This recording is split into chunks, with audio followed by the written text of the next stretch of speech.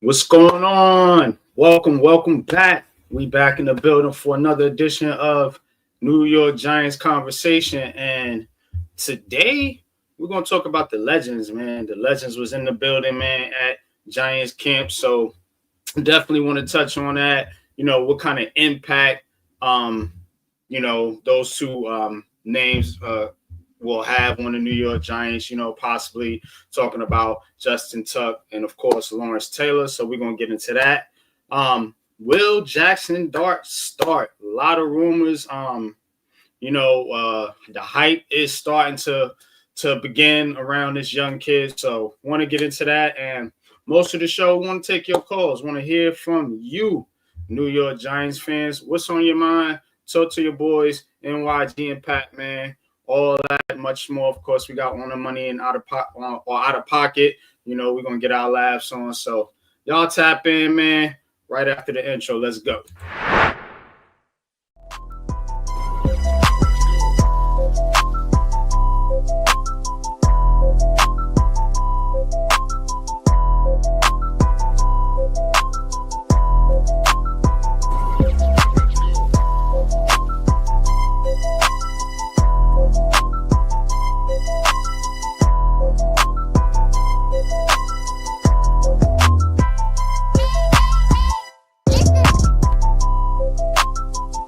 Welcome to Giants CONVO.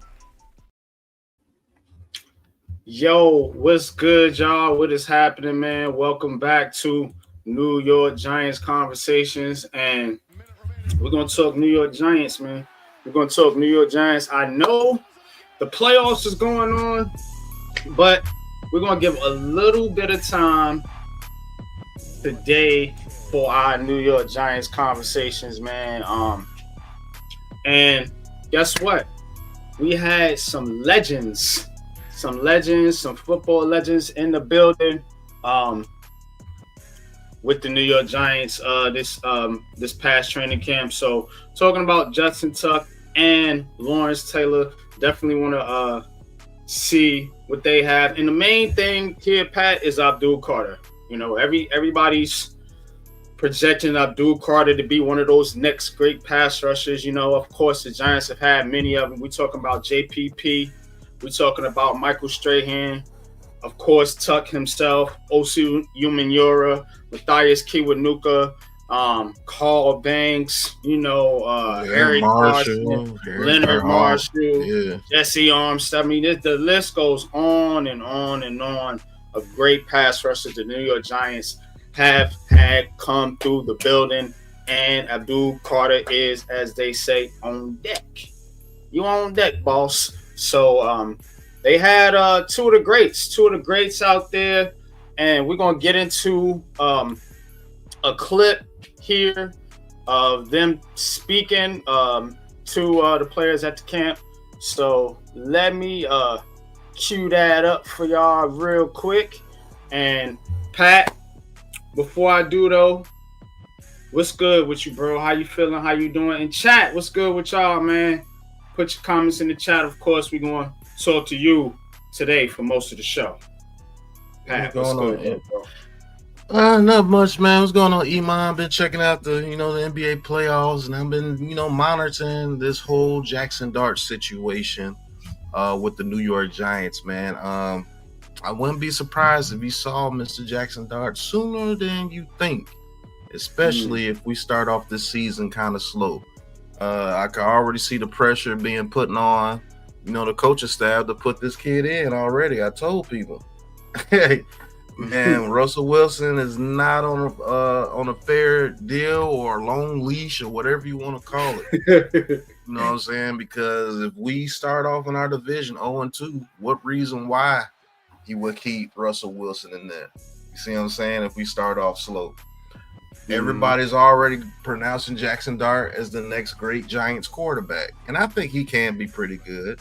I'm not going to poo-poo the guy, even though I want another guy here. But I do see why Brian Daboll wanted him here. I think it was Brian Daboll wanted Dart, and Joe Shanahan were interested in Shedeur Sanders, but Dart won out for obvious reasons, and that's a whole nother story. But monitor that Jaxson Dart situation, man. I think he's going to play sooner than you think. Yeah, I think so too, man. Because guess what, man? The giant Joe Shane and company, man, their jobs are definitely on the line.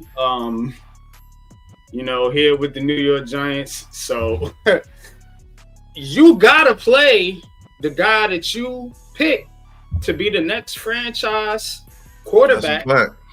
Especially if you're struggling now.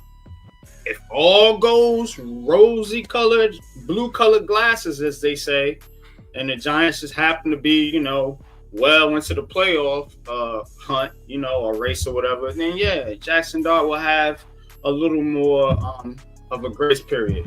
But mind you, Russell Wilson's leash is very, very thin. Very, very short. He don't have much room for error. And Jaxson Dart's going right in there. I promise you that. So you're exactly right. Now let's get into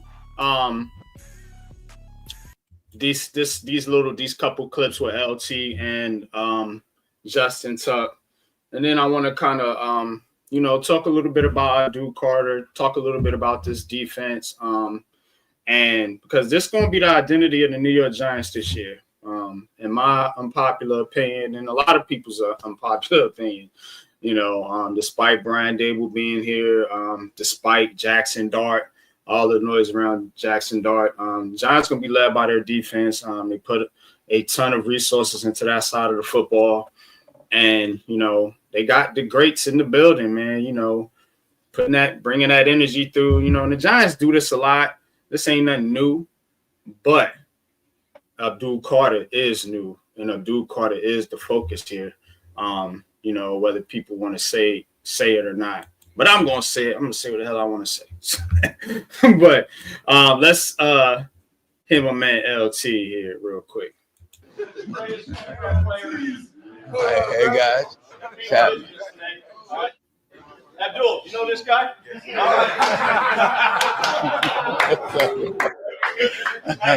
Mr. Lawrence Taylor. Thanks, buddy. Appreciate you.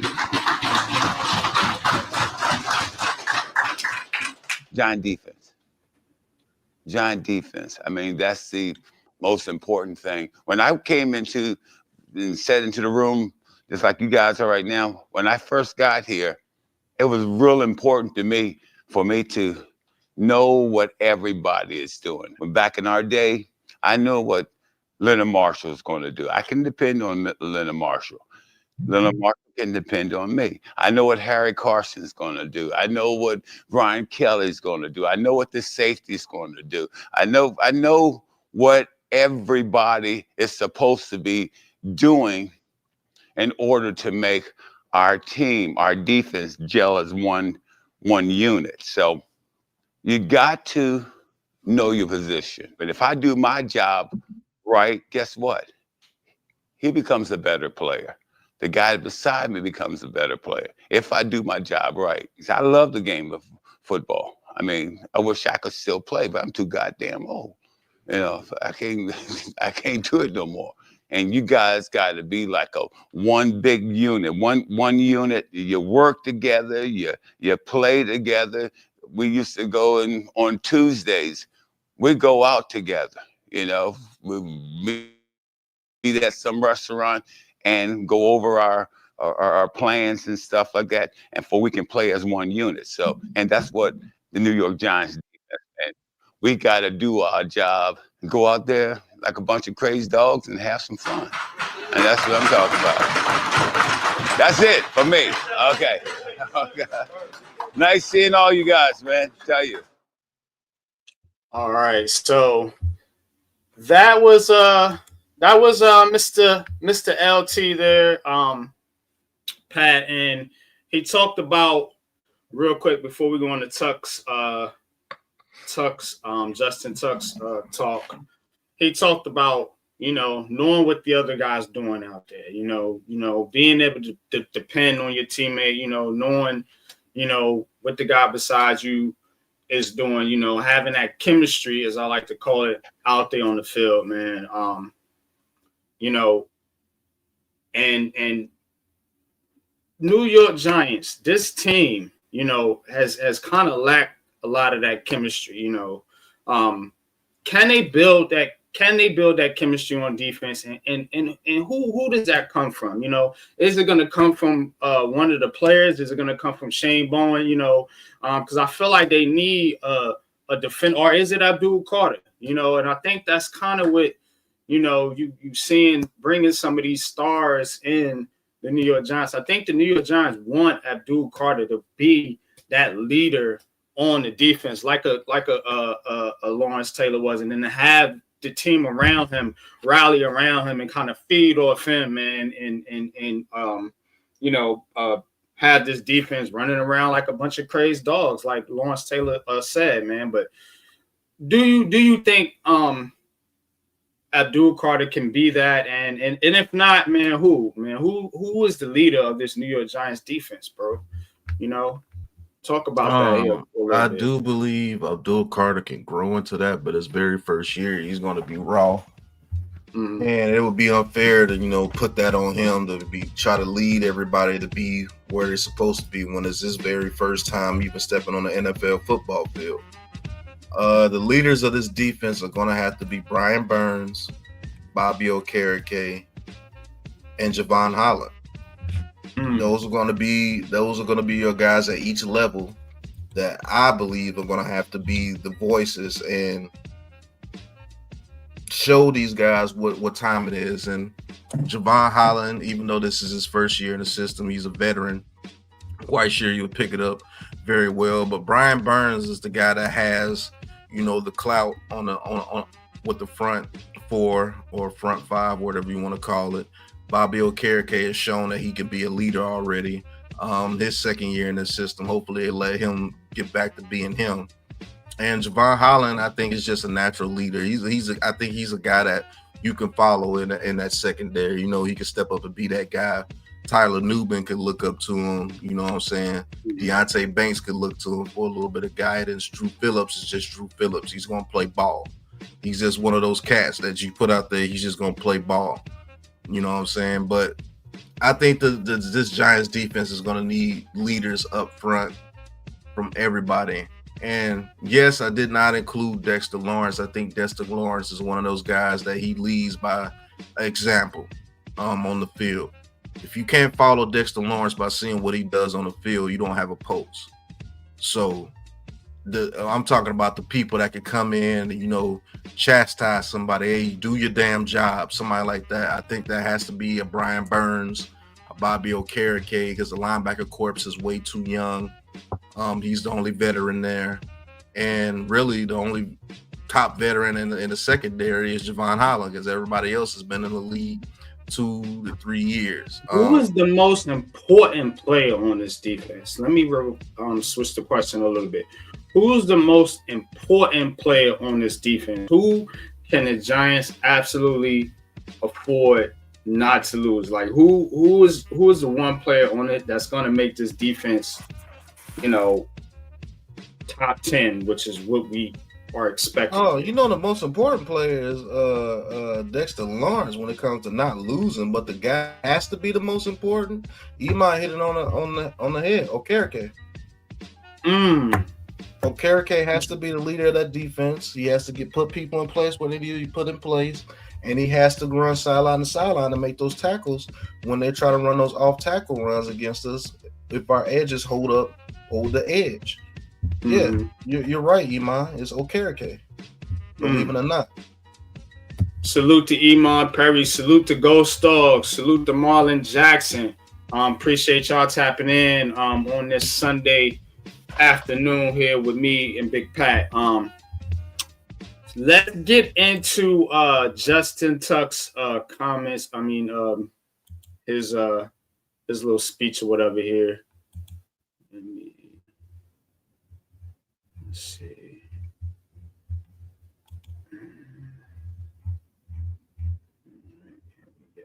Our defense and our offense.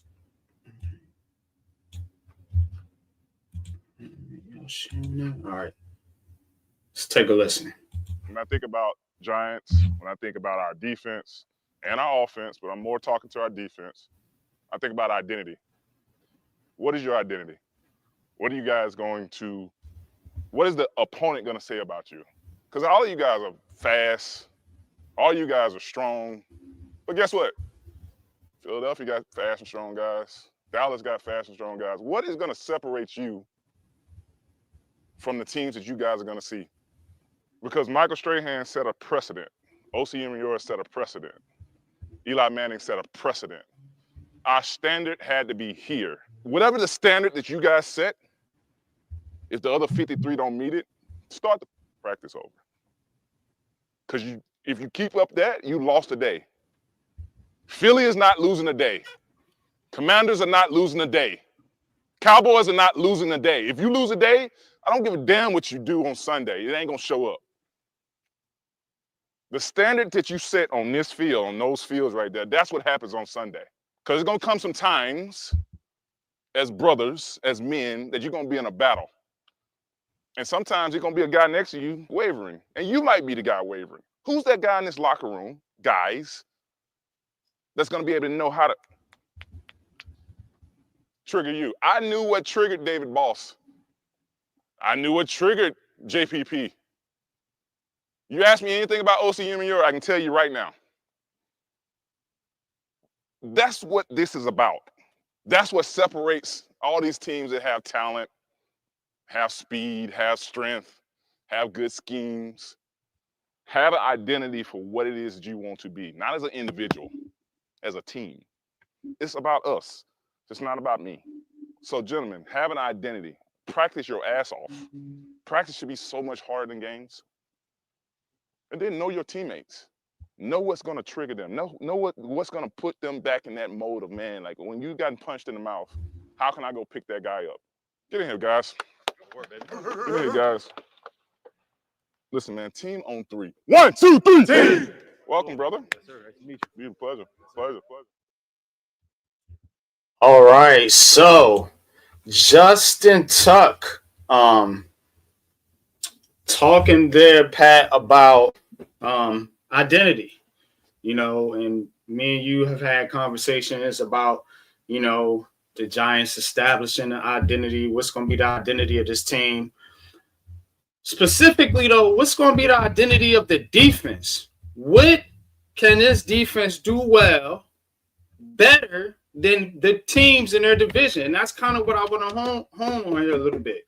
Because to me, this division is so important, because the Giants' biggest competition, in my opinion, is going to come from the NFC East. With all due respect to the other divisions, with all due respect to the AFC West, with all due respect to the AFC North, I think the NFC East is the toughest division in football. You got 2 of the teams that was in the NFC Championship game coming from this division. The Cowboys are always there. They got 5 Super Bowls. The Giants got 4 Super Bowls, and they try to get back to where they want to get to. It's a tough division. What's going to separate the Giants, the New York Giants on defense, from these other teams in this division, Pat? What can the Giants do better than Philly, Dallas, and the Eagles?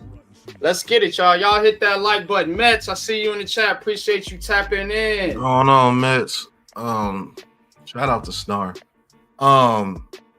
First and foremost, I just want to talk about the message that he gave the team.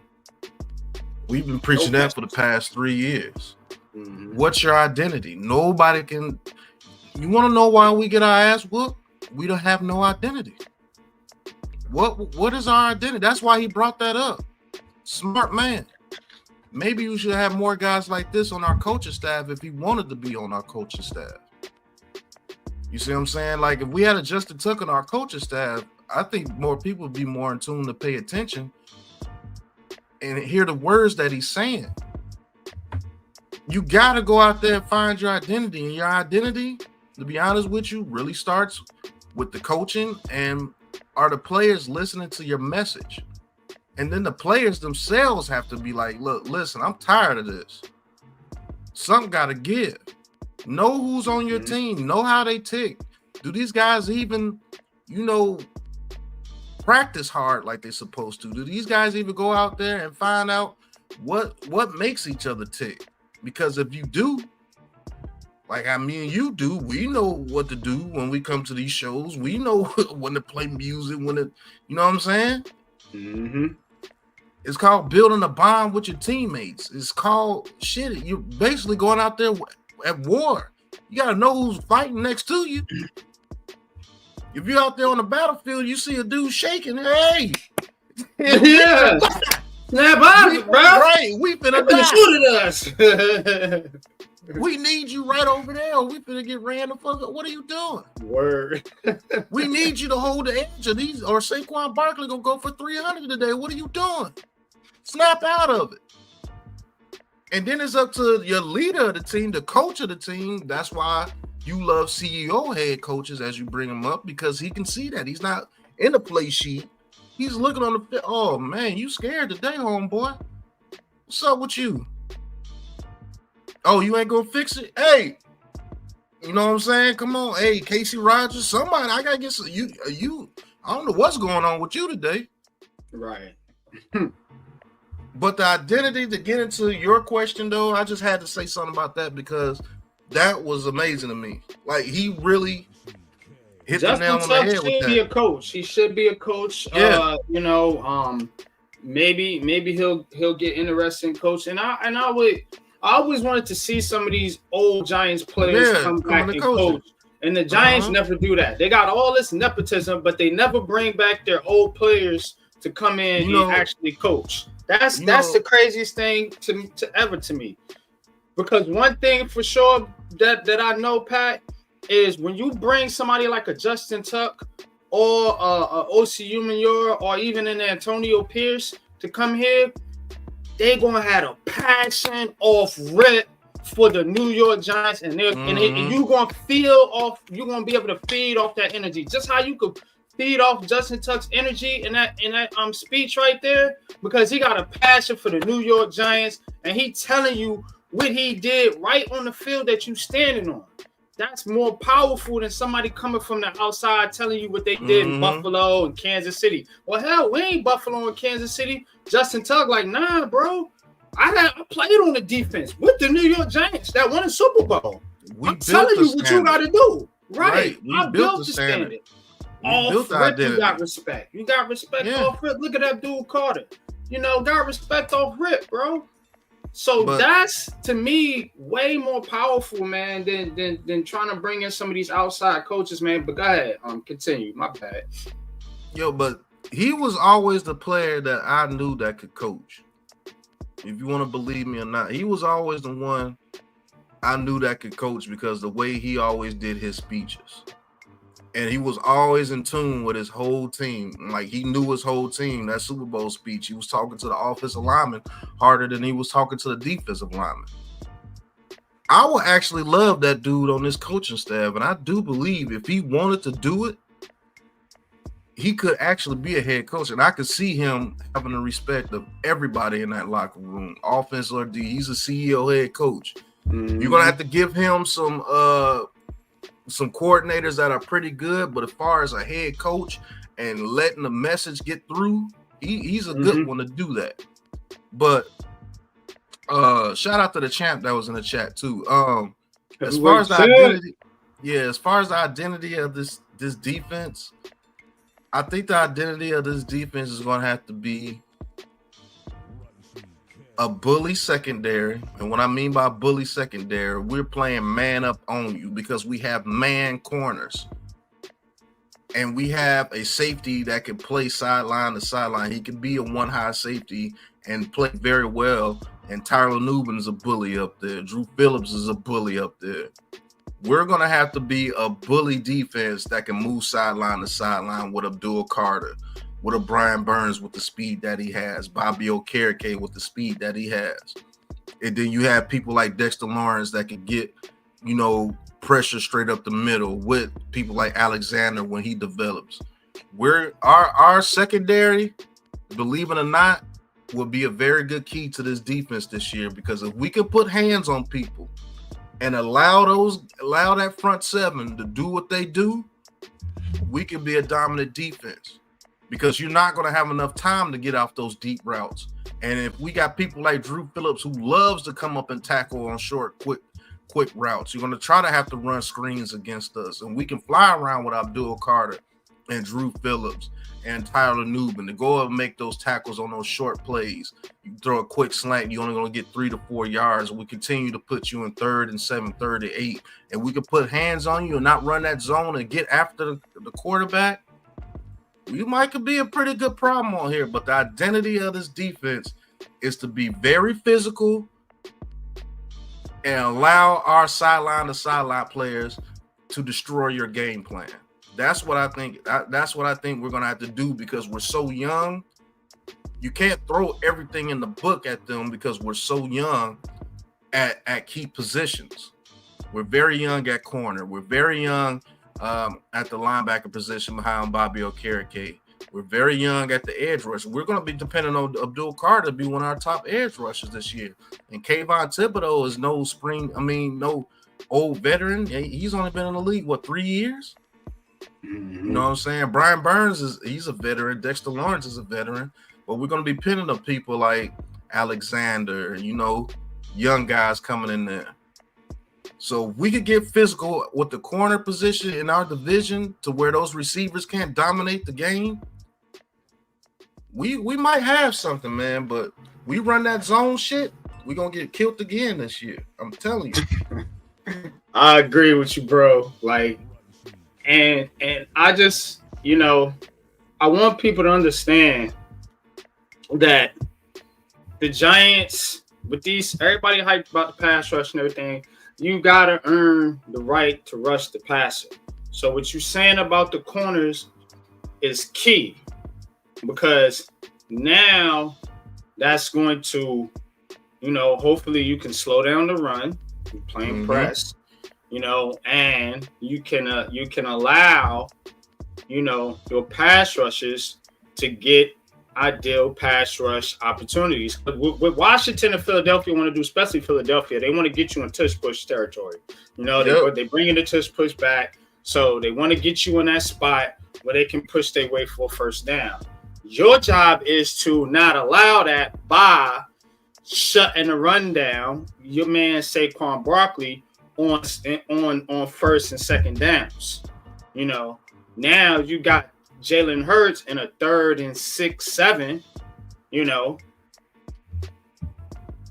let them dogs go, you're going to win the football game. You pressing, like you said, Pat, you're going to win the football game because you get hands on them, you're going to give them guys a chance to get to Jalen Hurts. They fast. Abdul Carter and Brian Burns, Thibodeau, they fast. That's one thing the Giants got. They do got speed. Power, maybe not so much, maybe up front with Dexter Lawrence, but speed, they got speed. So Jalen Hurts, Jaden Daniels and them, they can get to them. They can get to them, but you cannot allow them teams to get in those short yardage situations where they could just run the football or they could just scramble out and then run to the side real quick, pick up the first down, stick the football out. I'm glad you said that. This is a scenario that I want to bring up to show you what I'm talking about. It's 3rd and 9 with the Cowboys. They got George Pickens and CeeDee Lamb. They move CeeDee Lamb into the slot, which they always do. I'm comfortable with Drew Phillips right there, pressing him, having Javon Holland let's say we run a cover 1. We got Javon Holland playing deep safety. I am very comfortable to be like, hey, Holland, shade to CeeDee Lamb's side. I got a Debo on George Pickens, and I got Deontay Banks on Tolbert. I am very confident in the 3rd and 9 to where if I send a blitz, that tight end is going to have to pick up somebody because I got Thibodeau, Carter, Burns, Dex, and whoever else you want to put in, whether it's Chauncey Golston or Alexander. The running back is going to have to pick up somebody. If the running back picks up somebody, that means my linebacker can cover underneath while Phillips is over the top. I can bracket him with the linebacker. If the running back goes out, that means now I have to bracket him with Javon Holland. You look at him. that running back doesn't come out, you bracket over the top of CeeDee Lamb and let Drew Phillips play underneath. Reason why I said if this defense is very physical and Deontay Banks gets back to form and Paulson Debo, what the fuck are you gonna do with those 5 monsters coming in there, getting in there fast? You're only gonna be able to put out 3 to 4 receivers, sometimes 3, because you're so scared of Abdul Carter probably screaming straight through the middle, coming in there like how Parsons does. That shit gonna be fun, bro. I can already see it. But it's like how Justin Tuck said, what is your identity? I'm not saying say fuck what Shane Bowen is talking about. That's not what I'm about. You always listen to your coach. But those dudes with that talent, if they have a mentality of like, we gonna dominate, okay, cool, that's what he called, we gonna dominate. We know what they finna do right here, and we gonna get to that spot. And if you do the same thing against the Eagles and the Commanders, but play gap control, I'm not scared of Dak Prescott killing you the whole game. Now, fucking Hurts and Jaden Daniels, yeah, Abdul Carter, you can't come in there like a monster. You're gonna have to spy to make sure that nigga don't take off when Brian Burns and Kayvon Thibodeau come in there to get him. When he steps up in the pocket to try to run, that's where you come in. Bible, get your passing pass defense at linebacker a whole lot better, unless we have a better pass defender at the linebacker position. Maybe you want to put another safety right there. You know what I'm saying? Take out Bobby Okereke, put another safety right there on certain third down situations if you're not comfortable with Okereke going out there with that running back. It's so many things that you could do with this defense. Man, I wish I was in that room, man, and learn and just see how I could keep putting these players at certain positions. And if you ain't got a mobile quarterback, that's your ass. Because if he's a statue like a Joe Flacco or somebody, what? Yeah. We got too many pieces on this defense, and we got 2-man corner. That's a perfect recipe. When you got 2 physical corners like that on the outside and a physical slot corner, and you got speed on the edge to get it, man, what? That's perfect.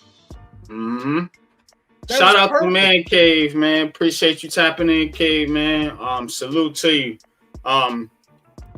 Yeah, bro. That and I don't know if I'm too animated. I'm telling you, I'm excited about this defense this year. Nah, you going in, bro. And this defense is going to be, I'm telling you, ferocious if they can stop the run. And if this offense can produce, if this offense can produce, and that's what I want to talk about next. I want to talk about, whether or not Dart should start. That is the basically, the hot little topic going around now, is whether or not Jaxson Dart should start. So kind of want to talk about that here for a little bit. And look, man, you got Russell Wilson in here. You got Jameis Winston. People saying that Dart, could be in early, as I think Iman said it week 2. Week 11, 12, who knows? But to start the season, I don't know. I mean, how does Russell Wilson not make it out of training camp to start? Brian Daboll's, we talked about this on this show. Brian Daboll's offense is complicated, according to some. According to Steve Smith, offense is a little complicated. So a complicated offense, you got a veteran quarterback and you got a rookie quarterback, coming out of college. a Super Bowl winning quarterback in Russell Wilson. How does he lose the starting job? Because everybody was hyped about Russ before Jaxson Dart got in here. You know, we got Russell Wilson. You know, we don't need Sanders. We don't need this. We don't need that. Da da da da da. And now entering Jaxson Dart. Now all of a sudden, Russell Wilson may not be the starter for long. How we go? How we get here? That's what I want to know. How we get here? Because see, I be tracking some of this stuff, and I track when the trees, you know, when the wind blows a certain different direction. I pay attention to it. So how we get here now that Jaxson Dart could possibly be starting as early as week 2, or he might be the starter coming out of training camp. What do you think about that? I think it's about right with this fan base. This fan base is very fickle. They always want the shiny new toy, and I mean that's a part of life too. It's not just the Giants fan base. A lot of fan bases do that, but this one in particular has really no loyalty to anybody. It's always the brand new toy. When we drafted Abdul Carter, people were saying get rid of Kayvon Thibodeau. So I mean, I knew this was coming, and I made a video about it. And people, oh, you're crazy.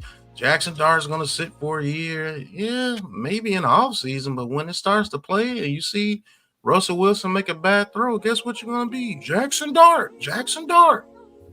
What if Jaxson Dart goes in the preseason and lights it up?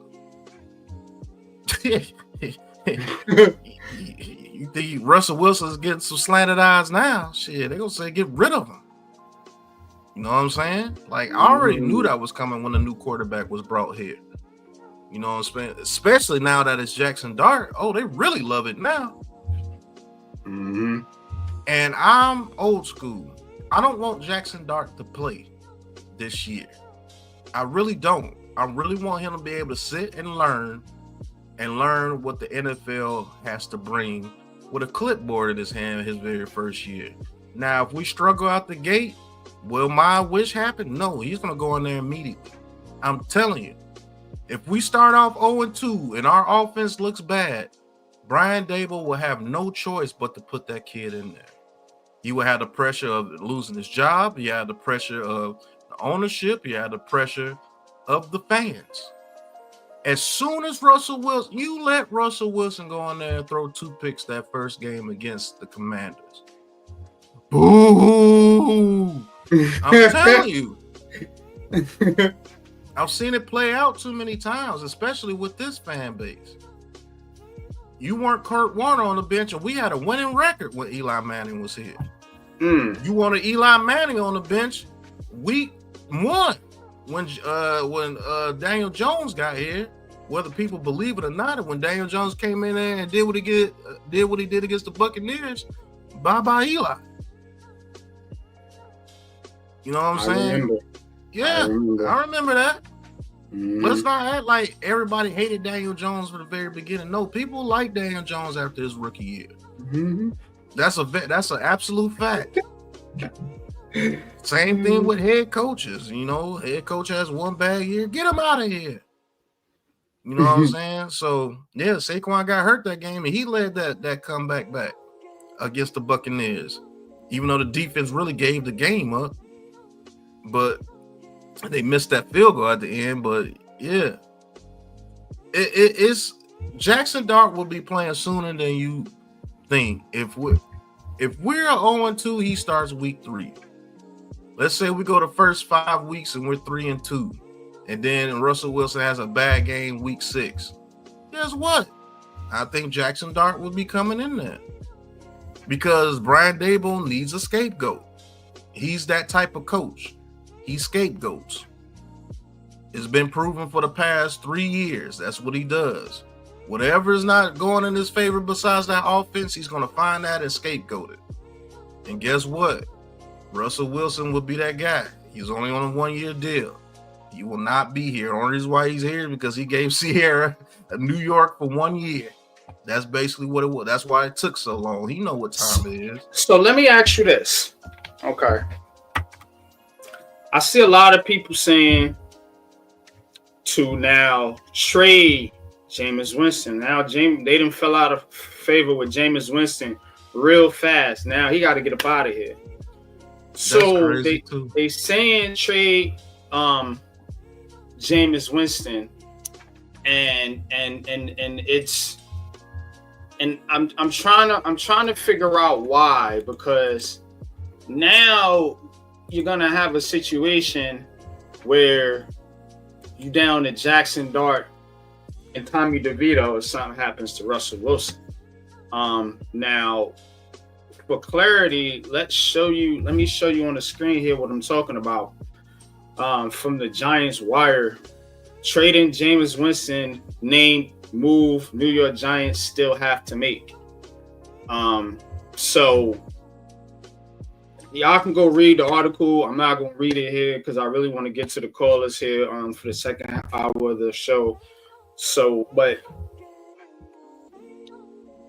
why?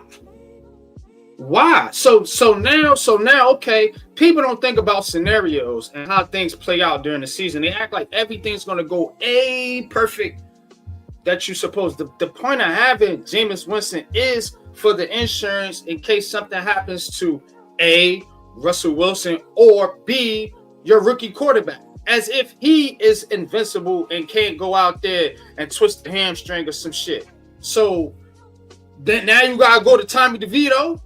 So see what I'm saying? So you guys not understanding. You wanna know why they, let me know, because I'm confused. Let me know, Pat. He's in the way. I told people as soon as this quarterback was drafted, everything was going to change. He's in the way. But how he in the way because the feeble mind of the fans, the media know what they're doing, but the feeble mind of the fans is Jameis Winston is in Jaxson Dart's way. And the media is going to play on that. They know that the Giants fans are going to want Jaxson Dart in there soon. So that gets clicks. Trade Jameis Winston. What are you going to get for Jameis Winston? They saying an early day 3 pick, but to me, right here, I don't really know what you're going to get for him either. And again, like I said, it don't make no sense, because why are you keeping Tommy DeVito around?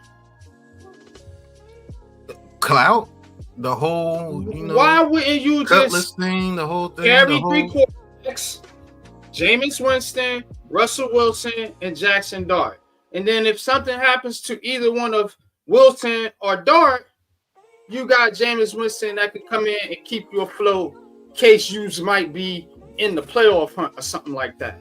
That's a fact. Now, but Tommy DeVito ain't going to do that. We know what Tommy DeVito is, and we know his upside ain't very high. So why are you keeping him around? He puts butts in seats because of that, Tommy Cutlass thing. That whole. The Giants need to win games to put butts in seats.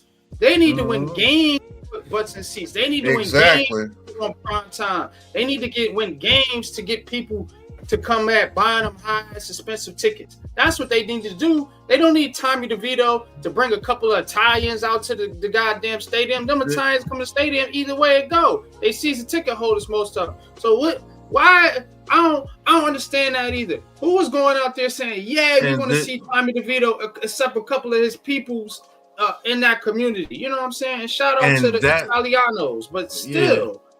And that comes to having a head coach, like I said, like a Justin Tuck, who wants to build an identity. We have no identity. We have a bunch of scapegoat type shit on this team. Oh, if it don't work out, we can always put in Tommy Cutlets and, get the fans stirred up with Tommy Cutlets. That's the bullshit that goes on with this team, and that's why we can't progress forward. because we're always thinking about a backup plan to this and a backup plan to that. If this don't, if this don't work out, we can put him and put people in stands. No, you put people in stands by winning games and winning championships. That's what you were built off of. You were built off tough defense, getting after the quarterback in the running game. We have lost our identity. My G, if they depended on Tommy DeVito to put butts in, what did you pick Malik Neighbors for? Who is Abdul Carter? Who is these players that you drafted that's supposed to be these superstar players? Tommy DeVito ain't moving the needle for nobody but a handful of people in his family. Like, get dudes like that off the team. Get him out of here. It's distractions, bro.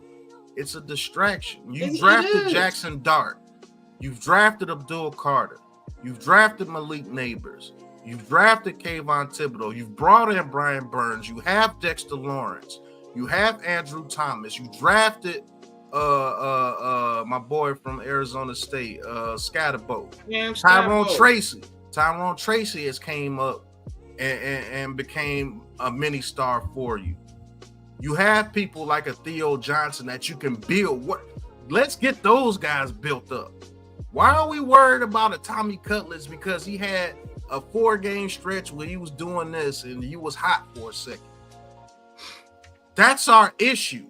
We're always looking to scapegoat with this current regime. And we've lost our identity. Joe Judge was a horrible hire. Okay, you can bounce back from that, but you brought in a coach that you've learned that he does scapegoating. So guess what? I'm going to take away all your scapegoating ability. And you want to know another thing? I know we're on the offense, but Shane Bourne is probably going to have to leave after this year. You want to know why? Because we have an attacking style type team. That whole scenario, I didn't even get the chance to mention about Tyler Nubin playing at the line of scrimmage. Yeah. So if you got Tyler Nubin at the line of scrimmage, you have to worry about him blitzing off the edge. If he doesn't blitz off the edge, you bring Abdul Carter straight up the middle. Now Tyler Nubin can either bracket your slot receiver, because if your running back doesn't go out, now we got 6 in coverage to your 3. Mm-hmm. You see what I'm saying? And he can bracket all underneath everything over there on whatever side that he's on. Or you can have somebody on the other side. You can have Drew Phillips blitz and have Tyler Nubin come down and go on CeeDee Lamb and bracket. Which, man, I'm telling you, bro, man, oh my God, I would love to be on this defense, bro. This defense can be scary if you allow them to attack. We're our attacking, man. You know who would be the perfect coordinator for us? Even though we did them dirty, Brian Flores would eat with this defense, bro. Mm-hmm. Brian Flores, you thought the Vikings team was vicious? He would eat with this defense, bro, because he knows how to attack the quarterback. And guess what? We got enough speed to where even if freaking Jaden Daniels gets to the outside, I'm not worried, because I know Abdul Carter can get over there and chase him down. I've seen Brian Burns get over there and chase him down. That's what I'm saying. I'm telling you, bro. We got a fast defense. My bad. You know what I'm Let's saying? get back to the offense. But yeah, Wink Martindale too, and then let Wink Martindale go, and they got the players for Wink Martindale scheme. And you started building that defense with that first draft with Thibodeau and all of them for Wink Martindale, and now you got a whole different coordinator, and you still building a defense, that would be better if Wink Martindale or like a Brian Flores or somebody was here. So the Giants always doing things in reverse. Again, ass backwards. But back to Jameis Winston. Again, I don't understand his narrative, and I don't understand why we always gotta, chase the flash in the pan players in New York. That's what we do. They did it with Jeremy Lin with the Knicks back in the day. I remember that.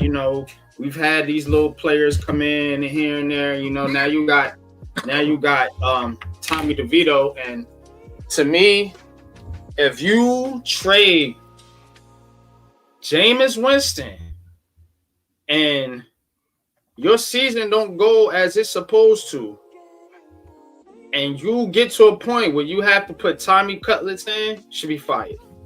Yep. Should be fired. Immediately. Should be fired. Because you're doing the same thing you did again last year. You ain't protecting your investment. Your investment is Jaxson Dart. You invested in Russell Wilson. You need to protect your investments because Tommy DeVito ain't doing that for you. And for real, this ain't getting talked about enough, man. Let me spend just a couple more minutes on this because why is he here? Why is Tommy DeVito on this team?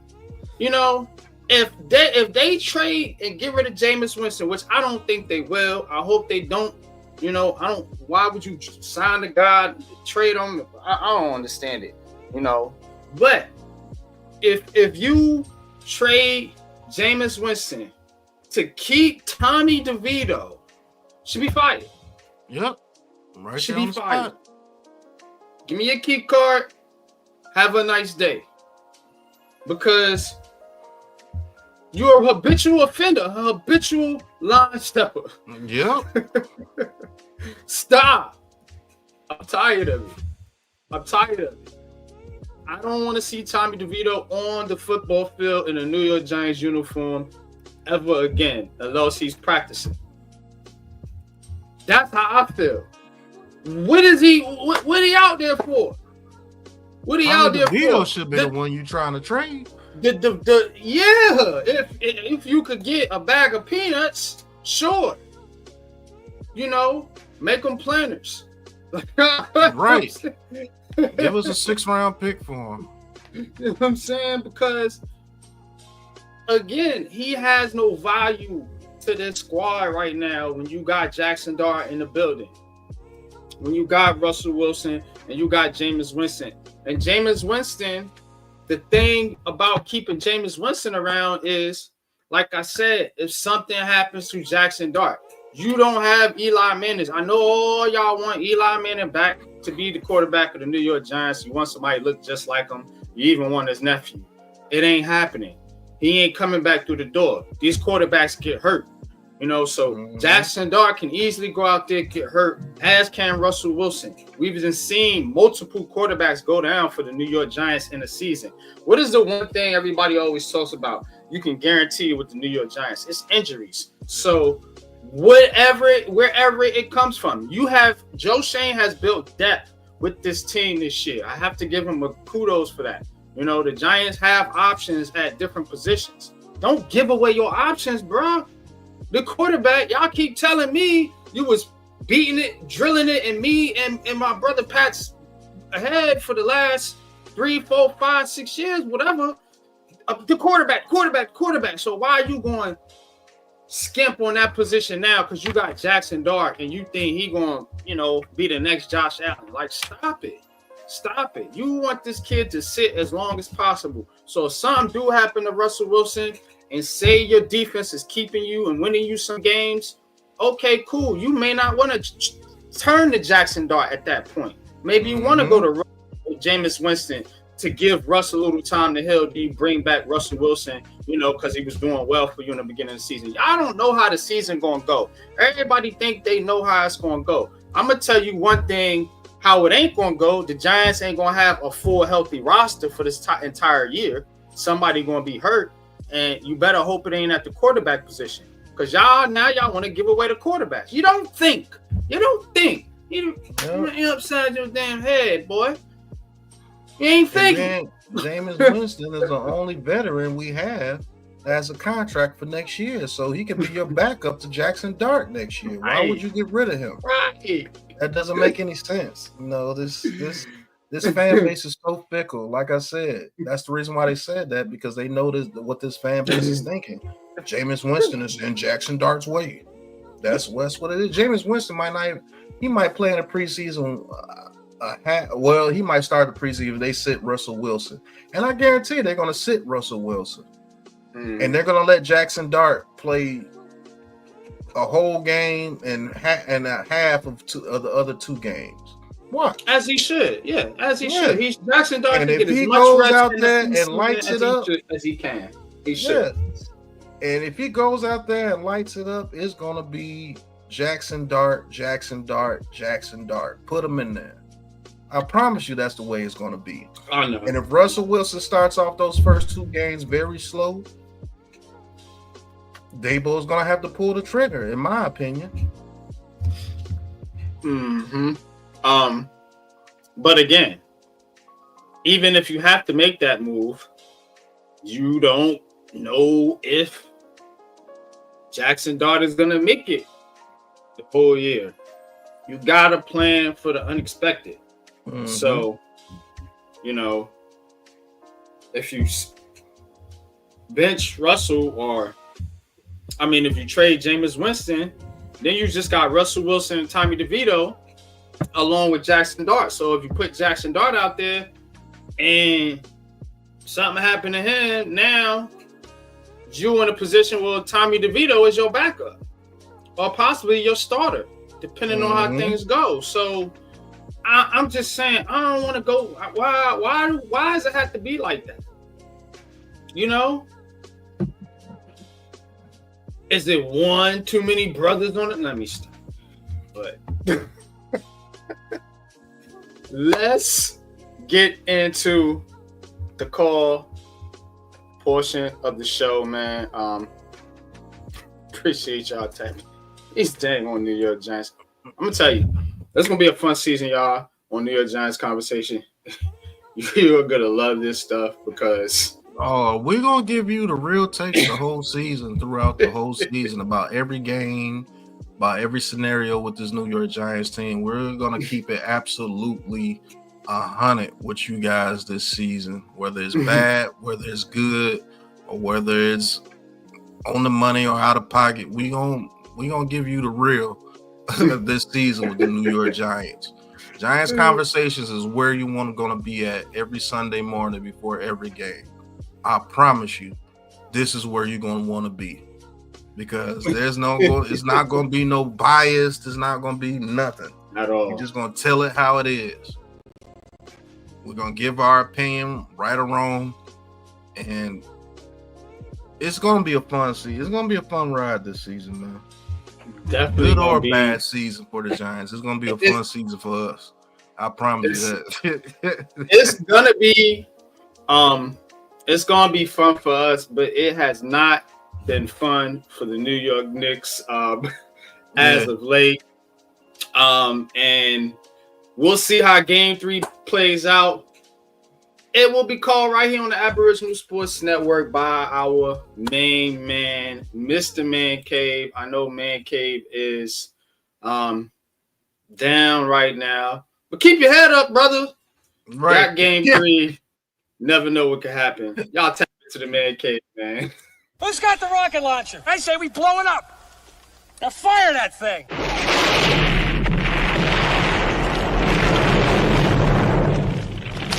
For the city of sports, playing with a giant Nick. With my man S.Dart. That's him. You feel the vibe? That's me. We going live. That's us. That like button shared, you been subscribed. Stadium. That MetLife, Big Blue, home of the Braves. Yeah. That turnpike, you can see that's where the game's played.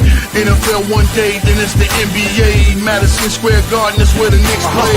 This that NY Logan, North don't get broken. Legalize, mean this shit smoking.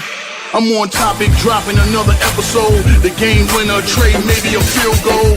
Everybody right now doing the wave. You tune in, the show called The Man Cave. I see the chat, they always doing their thing.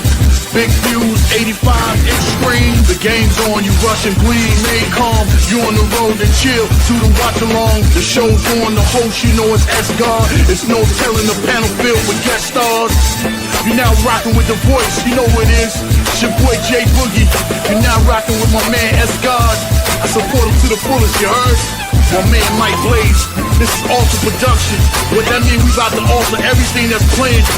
Tune in. My man S.God. Support the show. Subscribe, share it. Most importantly, hit that like button.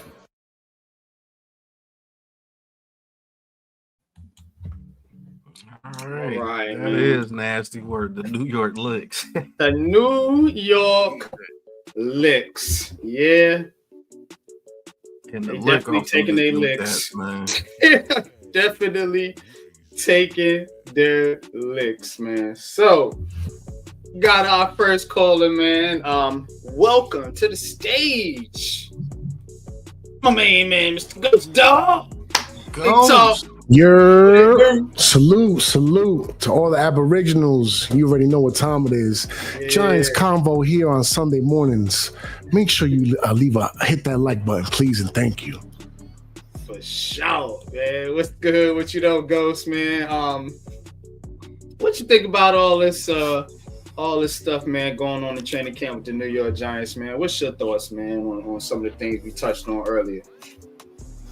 I like to see it, man. I like to see some of those legendary Giants players stepping into the building, putting on, dropping gems, getting the morale up, man. It's, I need Giants fans to get a little excited, man, for this season. Like, granted, I'm not saying we're going to go to the playoffs or nothing like that, but I do expect at the very least this team to be very competitive, especially from the defensive side of the ball. So, man, let's just get a little excited for this. Let's stop with the negativity. And just let's get ready for this season, man. The countdown starts as of right now. It's a couple months out. Training camp is going to start. Let's get ready. That's all I can say. And as far as what do you think the keys to the season are, though? I mean, like, what is one thing that you think the Giants have to absolutely do in order to get to the playoffs, man, or possibly even just do enough to save Brian Daboll's job? Yeah, just be consistent on offense. It's going to go down. You're like, I said it in the chat, it's going to be all on Daboll. Like, you wanted the quarterback, you got your guy, you have a more than capable veteran, to start off the season at the very least. But going on like what you guys touched on as far as like Jaxson Dart starting, excuse me. Jaxson Dart. That's the name. Yeah, Jaxson Dart, right? Where do you guys think it's going to happen? Because I'm guessing like right around those 3 games where we have to basically face the Eagles back-to-back with a Broncos team in between. I think we're going to take a little bit of a losing slide there, and I think that's when the heat is going to get turned up, and I think that's when ultimately the trigger gets pulled to start Dart. But as far as like when do you think when do you think is going to happen? That's my perspective as far as when it's going to happen. Personally, if we start the season off slow, I think he starts week 3. But that scenario where we play Eagles, Broncos, Eagles, yes. If we're like 2-6 or 1-7 or 3-5 during that time, I think that's when Jaxson Dart comes in, because now half the season is gone, and now Brian Daboll's gonna have to show you why he should stay here and be able and be the guy. The pressure's on. Yeah, get Jaxson Dart to become the franchise quarterback. But NYG, what you think, brother? I'm predicting he starts Monday, December 1st at New England on primetime Monday Night Football. That's what I'm thinking. And here's why. You got that stretch, like you said, Philly. I'm looking at the schedule. You got Philly, Denver, Philly. Then you got then you got San Francisco and Chicago. We'll see. Then you got Green Bay and Detroit. Now, that Green Bay, Chicago, Green Bay, Detroit stretch is going to be tough as well. So maybe if you come back and everybody know you're going to lose to Philly at Philly. So you come back, maybe you do play the 49ers. We'll see what the 49ers are. I think the 49ers are going to be back to the 49ers, but that's my opinion. We're going to do some preview stuff here on the network with the 32 NFL teams. But say you get that San Francisco game, maybe you should get Chicago, Green Bay, Detroit. At that point, depending where you at as far as record-wise, or if you're in a playoff chase or not, you might want to make that switch to Jaxson Dart on Monday Night Football, because guess what? You have a bye after that, and then after the bye, say you want to go into that last stretch, with showing what Jaxson Dart can do, because the last stretch is you got Washington, Minnesota's going to be tough, then you got Vegas and Dallas. We'll see where those teams are. So, I mean, depending on where they at, man, I'm saying Monday Night Football at New England. is Jaxson Dart's first start. Y'all don't want to start him at Detroit. Facts. Definitely not. I don't think you want to start him in either one of those Philadelphia games. I don't know about San Francisco. Like I said, at Chicago, that's not a fun place to play. And Green Bay's probably going to be a playoff team. Your best bet for him to look decent is against New England. Yep. That's what I'm saying. You can put him out there and he can get smoked in that little stretch that you're talking about. He can get smoked with that Green Bay team. Chicago got a pretty good defense. Detroit got a good offense and defense. They're getting their defense back together. So that could be a very, very bad stretch. 49ers, that ain't no fun. That could be a very bad stretch for Jaxson Dart. But if you get him in there against New England, that's what my thinking would be. Get him in there against New England. Get that bye week to prep up. Then you go back in against Washington, Minnesota. Then you got Vegas and Dallas. Maybe you can make something of those last 4 games. Got you. Yeah, no, I had him starting exactly like at that 49ers game, like right after that 3-game losing streak. I just think Daboll's gonna fold. He's like the whole. He's like the base holding up this weak ass castle of cards right now.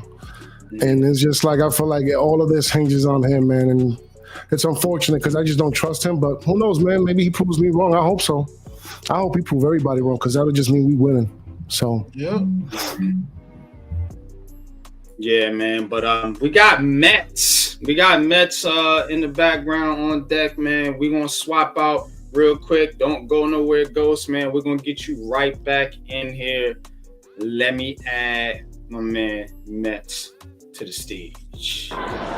Hey guys, what's going on, Mets, man? What's going on, Mets? Where you at, Mets?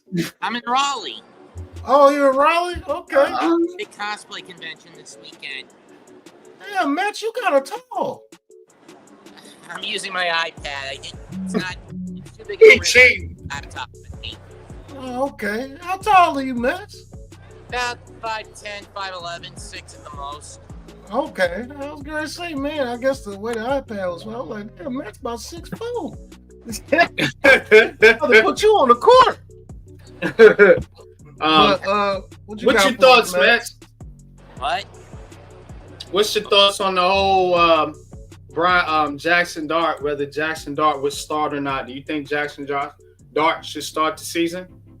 If you ask me, it's best to play it safe and leave him at third string. You've got, even if they're at the tail ends of their prime, even if it's at the tail end or just a bit past it, Russ can at least get you 3, 4, maybe 5 wins this year. Here with what he's got left in the tank. I'm not rolling the dice that early with this kid. Okay, so you like me, Max. You don't want to see Jaxson Dart play none hardly this year until like NYG said, the Patriots game.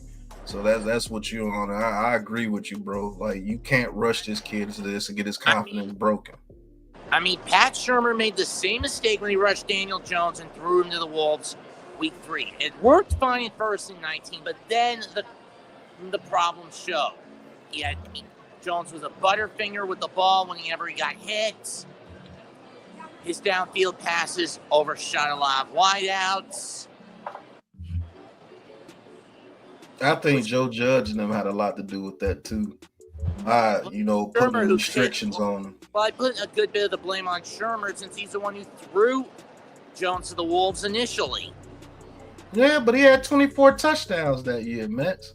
The thing that killed Jones's rookie year was the butterfingers, like you said. That could have been helped, but Shurmur was fired right after that. I think the firing of Shurmur really did Daniel Jones in, to be honest with you. I see. So do you think they should entertain trading Jameis Winston? Because this is what I'm having a problem with. Should you trade Jameis Winston? No, honestly. In my view, keep Winston. If Wilson goes down, Winston has to step up and prove why he's one of the more recognized journeyman backups. That's a fact. And that's what you said. One of the most recognized journeyman backups. Why would you trade that and make Tommy DeVito your backup? You wouldn't. That's the point. But he would be the backup technically if you putting in Jaxson Dart in the starter role. You know, Russell Wilson's going to be off the team next year. Yep. Like Pat said, Jameis Winston's the only one that signed of the three past this year of him, Tommy DeVito, and Russell Wilson. So. And even then, Winston is only a 2 or 3 starter at best. Yeah. Winston, he'll give you one good game where it's like, damn, Jameis like that. Then the next 2 games it'll be like, what the hell? I'm not saying he's a good quarterback. I'm just saying I don't know why Tommy DeVito is still hanging around and why you would trade Jameis Winston to keep Tommy DeVito. That's what I'm struggling. Same with me. I only just heard this now anyway. Oh yeah, we gave you the proof. It's being reported. So we ain't bringing this out of left field. You know, I'm just because Giants fans are so inconsistent. They want consistency on the field, but they themselves are inconsistent. So I just like pointing out these inconsistencies in this fan base. You know, we want consistency on the field. We gotta keep consistency within the fan base. I ain't trying to be no fan police. I'm just here to ask some goddamn questions. That's all. Got that right. I understand it, man. But yeah, man. So what you got going on the rest of the day, Mets, man? You out there in the airport?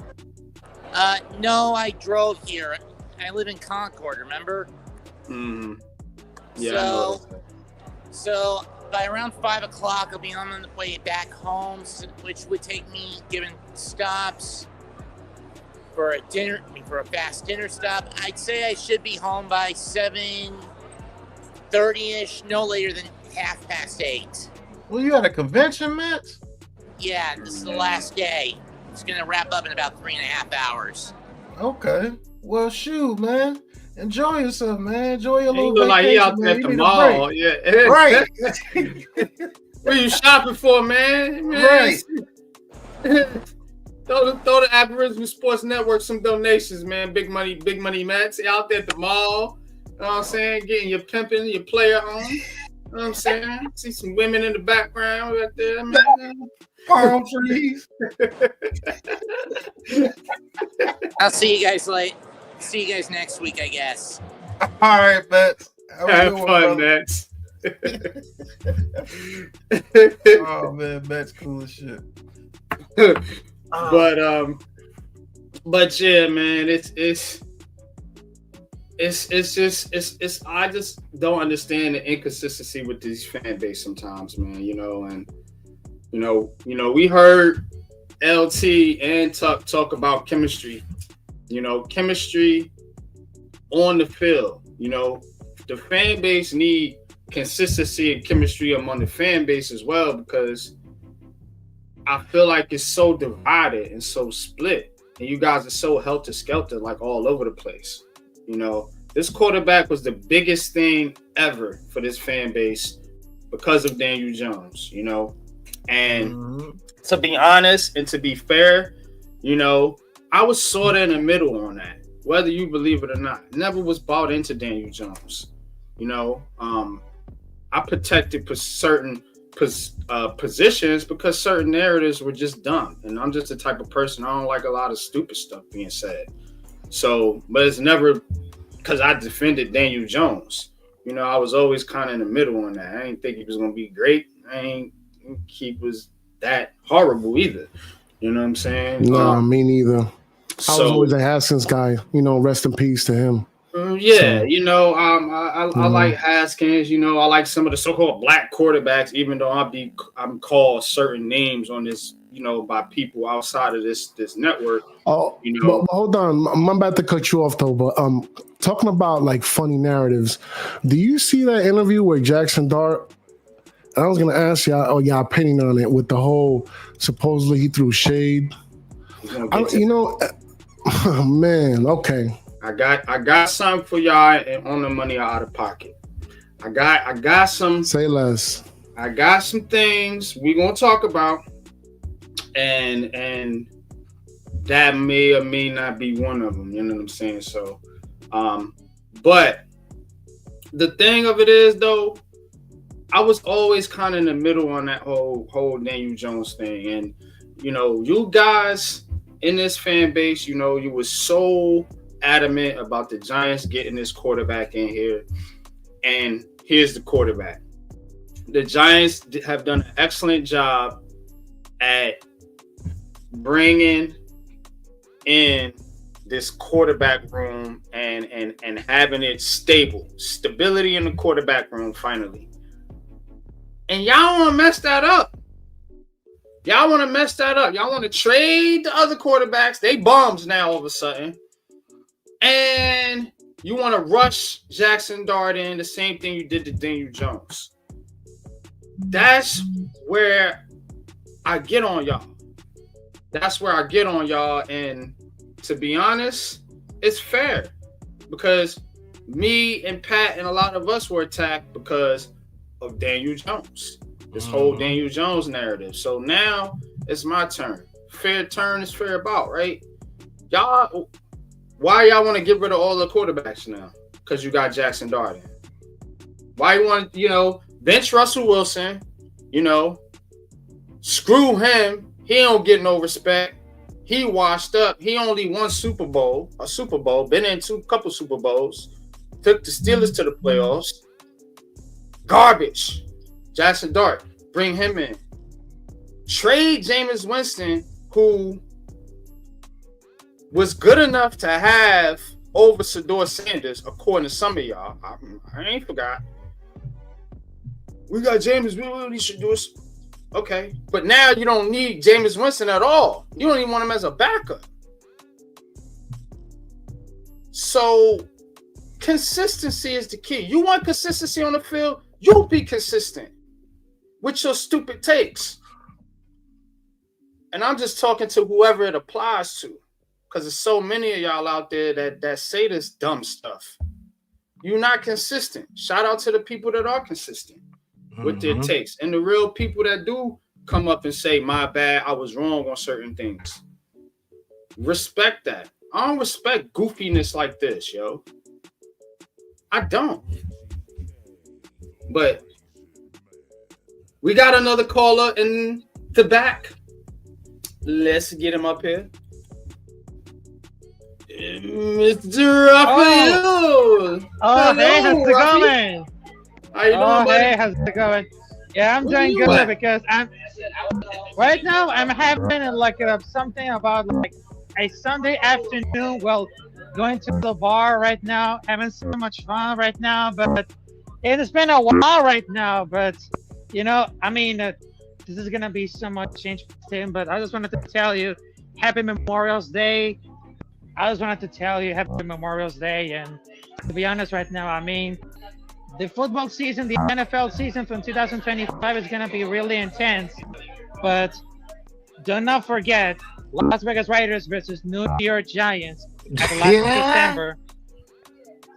Yeah. How do you see that game going? Just FYI. I want to tell anything surprises, but I'm gonna keep it top secret because probably I'm gonna make it. But it's top secret. Probably like top secret.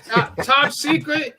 I'm gonna tell you what's top secret. The Raiders gonna get a top secret butt whipping by the New York Giants, and I ain't even gonna hold you. And I am not even big on the Giants. I only got them winning 7 games, and that's being generous. But against the Raiders, they finna whip the Raiders up. Yeah, they finna tear the Raiders a new one. We looked at the Raiders roster. It ain't much there. And to be honest, Geno Smith is one of them quarterbacks that this Giants defense can eat against. Just want to say that. But yeah, because right now we got Geno Smith. You guys have Jaxson Dart, which is from Ole Miss. But right now we got our secret weapon, which is the running back Aston Gentle. So this is gonna be like a great show at the last of December. But to be honest, right now, you guys are gonna really focus on defense and the quarterback play, because your guy has Cam Scatterable, which is really amazing. Abdul Carter. I mean, if you guys wanted to keep like 100% healthy, that would say like a lot. What city are you in? Tell me. What city are you in? Charlotte, North Carolina. Charlotte. Charlotte. You know, Mets close to each other. No. He's on Rayleigh. Y'all should link up and go have a drink and record it. I have to see this. This could be epic. Oh yeah. Get his number and y'all link up. No, for real. Link up, man. And that'd be some dope ass content, bro. And Word chat. up and just record at the bar hopping and just talking about sports and stuff. That'd be dope. And that'll be fun, man. Yeah, man, you should do it. Oh yeah. That would be perfect. All right, so fellas, I gotta go right now because right now I had some talk with some friends right now, but I appreciate about that. And please do not forget, Las Vegas Raiders versus New York Giants at the last week of December. It's gonna be a movie, sir. It's gonna be a movie. Shout out to Unpopular Sports. Shout out to Big Pat, and don't worry, I'll try to contact Mets because right now I know he's from Rayleigh. I know. Yeah, he right now. He up there right now. Yeah. Mm-hmm. Okay.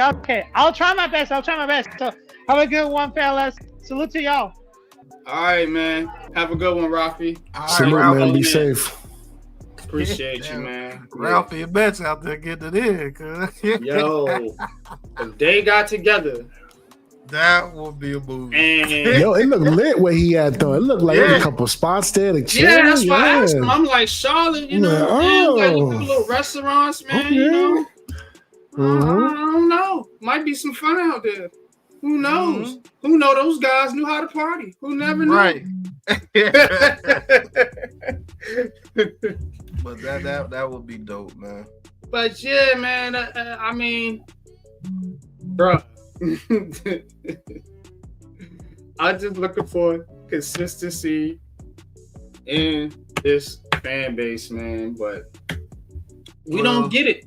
We don't never get it, get man. Consistency with this fan base because that's not what this fan base has been built off of. Even their greats, they tear down their own greats. The only great they can't tear down is really LT and Strahan to a certain point. They can't tear him down either. But Eli, they try to tear him down. Tom Coughlin, they try to tear him down. Phil Simms tore him down. You know, Odell Beckham to a certain extent. You didn't love him the way you love him now until you left the team.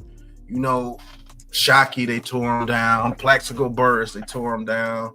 You know, they didn't tear down Victor Cruz. I will say that. They didn't tear down Victor Cruz. But it's a lot of guys out there that don't get the respect they deserve from this team. You know what I'm saying? But it is what it is, man. It goes back to that whole Justin Tuck thing, bro. That Justin Tuck thing is exactly what I think this team needed to hear. I think those young men needed to hear that. What's your identity? Has anybody even came out there and said that to them? You know what I'm saying? Like, what's your identity? Fuck everything outside. Fuck what the owner, fuck what the coaches and them are saying. I'm talking to you guys right here. Do you guys know each other? Do you guys know where you're supposed to be? Do you guys have a plan when you go out there on the field for yourselves? Stop being freaking robots. Sometimes you had to ad-lib. The Eagles ad-lib all the damn time. Shit, they might be running the team because I don't think that coach is really doing anything over there. But that's Howie Roseman's team over there, man, and I don't care what nobody's saying. Yeah, you know what I'm saying? But real talk. Do you guys communicate with each other? Are you guys really, you know, friends like that? Or is it just for show when the camera is on? Because you see, back then, cameras weren't on those guys like that back in the day, and they were going out and they were, you know, man, what do you like me to do right here when we call this play? If this is happening, are those conversations being had? I don't think so, because you want to know why? Because we're too young. Where are the veterans? You see what I'm saying? That's why I'm glad we went and got some veterans this year. You need some old guys on your team that's been there, done that. They might not be as great as athletically as they were back in the day, but shit, smarts make up for a whole lot. So, what's going on out there? Who and what are the and why are our coaches are not, being seen talking to the team like this? You know what I'm saying? Are they just going there just saying, "Hey, this is the game plan, and this should work"? Break the fuck. You know what I'm saying? Like, are they going in there like this is high school in the film room? Because some of those guys in there, they're not paying attention. If it's like a high school class, a lot of those people aren't even paying attention. They're just like, hey, I'll just wait to go out there and play on Sunday. No. Are our practices being, hard on a team? Because like Tuck said, practice should be way harder than the game. Because in the game, you already know what to do. Practice is where you go out there, you're trying to win jobs in practice. Let's just keep it a buck. NYG, I know when you went into the basketball practices, you seen dudes coming off the bench, they call them what? Tryhards. They trying to go in there, they trying to earn some minutes. Yeah. Same thing on the football field. In practice, we went hard as hell at practice. We're like, well, damn, I hurt more after practice than the damn game. Because guess what? You got worked in practice, man. Yeah. You doing them suicide drills, you doing laps, you doing push-ups, you know what I'm saying? When you mess up things like that, you running drill after drill after drill after drill after drill, repetitive. Think about this. Think about this as a competitor. You go in there and you screw up. And the guy that's behind you on the depth chart comes in there and he's having a damn good practice. And now the coach's eyes are opening and you looking at the coaches talking to him like get prepping them. Yeah, you know what I'm saying? You keep doing that. You know what I'm saying? we gonna have to get you in there. He messing up. Is that happening or everybody just knows I'm gonna play regardless? Everybody shouldn't have a feeling like a Malik Neighbors. You're not at Malik Neighbors' level of talent. Everybody shouldn't feel that way. There should be some people on edge knowing that, hell, hey, Alexander is coming. Or Chauncey Ghostin, yeah, he's right there. But shit, motherfucking the dude that we just signed, hey, he can get in there and make some plays. I'm going to play the people that are ready to play and who's showing up in practice. That's who I'm ready to play. What are these practices like? You know what I'm saying? Like, what is the film room like? Who's animated in the film room? Are we pointing out people's mistakes constantly? Last season with all those drops. Go ahead. Let me get to a comment real quick that Iman's brought up here. Dable talks to them, says he's smart, tough, dependable. This Dable and this smart, tough, dependable shit is getting on my damn nerves. You keep saying he keeps saying this. Smart, tough, dependable. Smart, tough, dependable. Again, your players, you know what they do out there? They make a lot of dumb mistakes. We've seen them quit at times. Toughness is questionable. Dependable. Now? Yeah, you building a team, but guess what? The team is a reflection upon leadership. So, do you see Dable as this smart, tough, dependable coach, or somebody that's always throwing people under the bus, copping out? No. You see what I'm saying? Nope. So, the smart, tough, dependable stuff, man, it got to come from you first.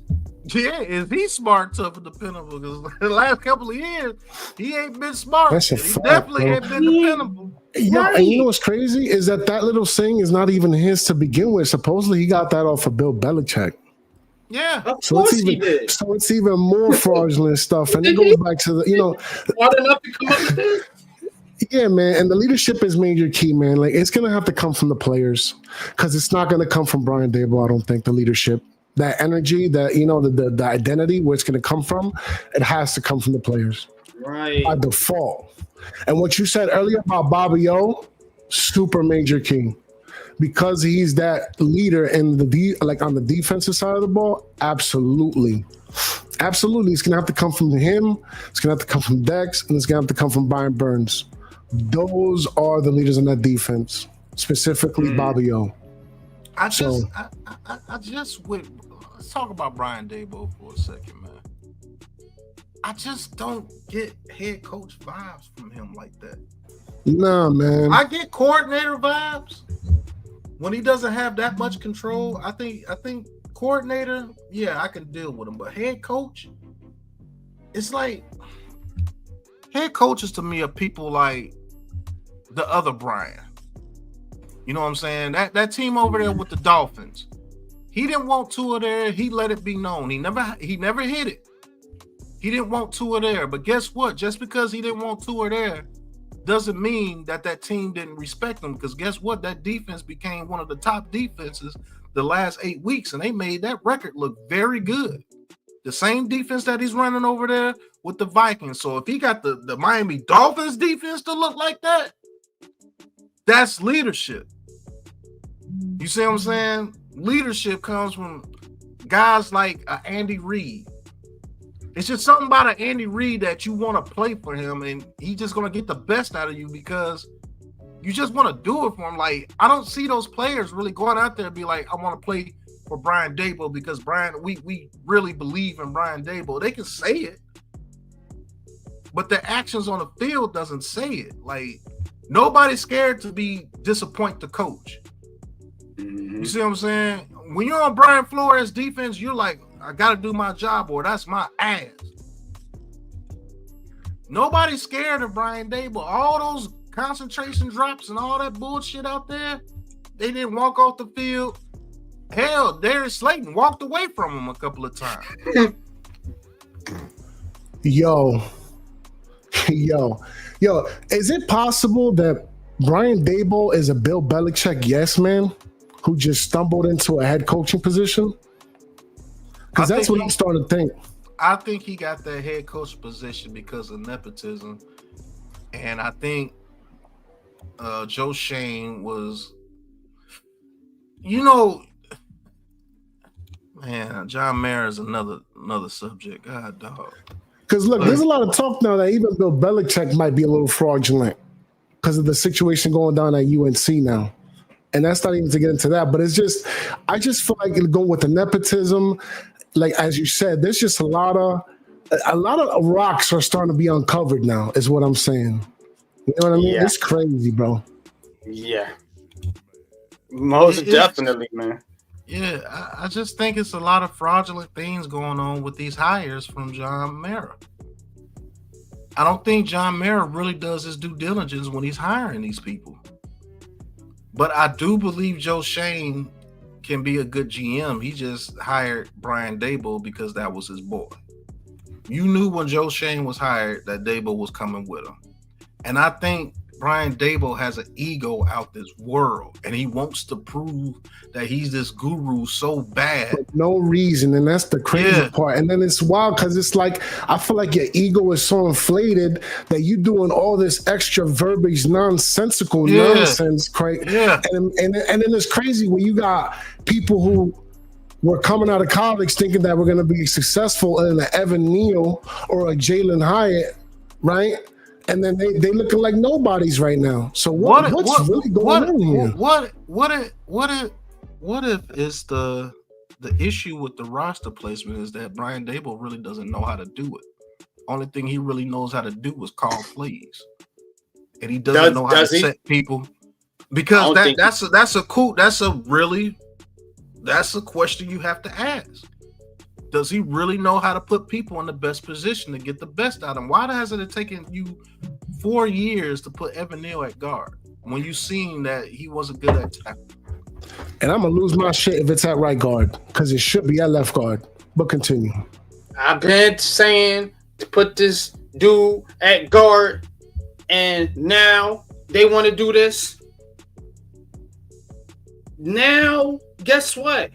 if he performs at guard, you already declined his 5th-year option, dummies.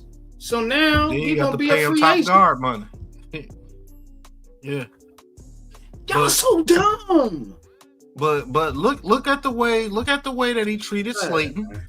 Look at the way that he treated Slayton when he first got Slayton, the name the most underrated wide receiver in the NFL. Who been saying that? Facts. I've been saying that for 4 years. I think Slayton's a 1,000-yard receiver. video about this, like you said, 4 years ago. My very first video. Mr. 700. That's Slayton's nickname, Mr. 700. Word up. But now they voted him the most. Hold up real quick. Just one real quick second. Because they voted him the most underrated receiver in the NFL. Bro. Like, I've been saying this for fucking years. For years. I ain't letting shit slide on y'all, bro. Earn it. What's going on, Miss Trina? You know what I'm saying? Because I videos about this man and how the Giants needed him. And every Giants fan, majority of them, wanted this dude gone, chucked away to China. You know what I'm saying? Disrespected him, put him on the bench for all these practice squad players that ain't even in the NFL no more. And NYG, yes, me, I'm gonna give myself some goddamn fucking credit for a change. Been telling you this man is a good fucking player. Now voted the most underrated receiver in the NFL. And y'all wanted him gone, traded, you know, get him out of here. Get him out of here. You know, because look, this New York Giants conversation, I don't give a damn who, like, what the hell I'm saying. Check it out. There it is. League's most underrated receiver. And the analytics people, the analytics say you got too many drops. The analytics say... Shout out to Patty T, of course. The analytics say, and NYG say, he's a good receiver. But don't give me my credit, but now the fucking league is recognizing it. This is what we do over here. This is why I be on my fucking bully like this. And yeah, I'm cursing because, goddamn it, I get tired of being disrespected and not given enough credit for telling y'all what the fuck is real, bro. This dude is good. Now let's see what he can do with a good quarterback and a good offense. Now the league is seeing what I seen 4-5 years ago. Thank you very much. Y'all welcome. Shit. Yeah, Ben said that year when they had him behind freaking those practice squad receivers, that was a Dabo decision. And he had to play himself back into the good graces of. I almost forgot about that, but go ahead.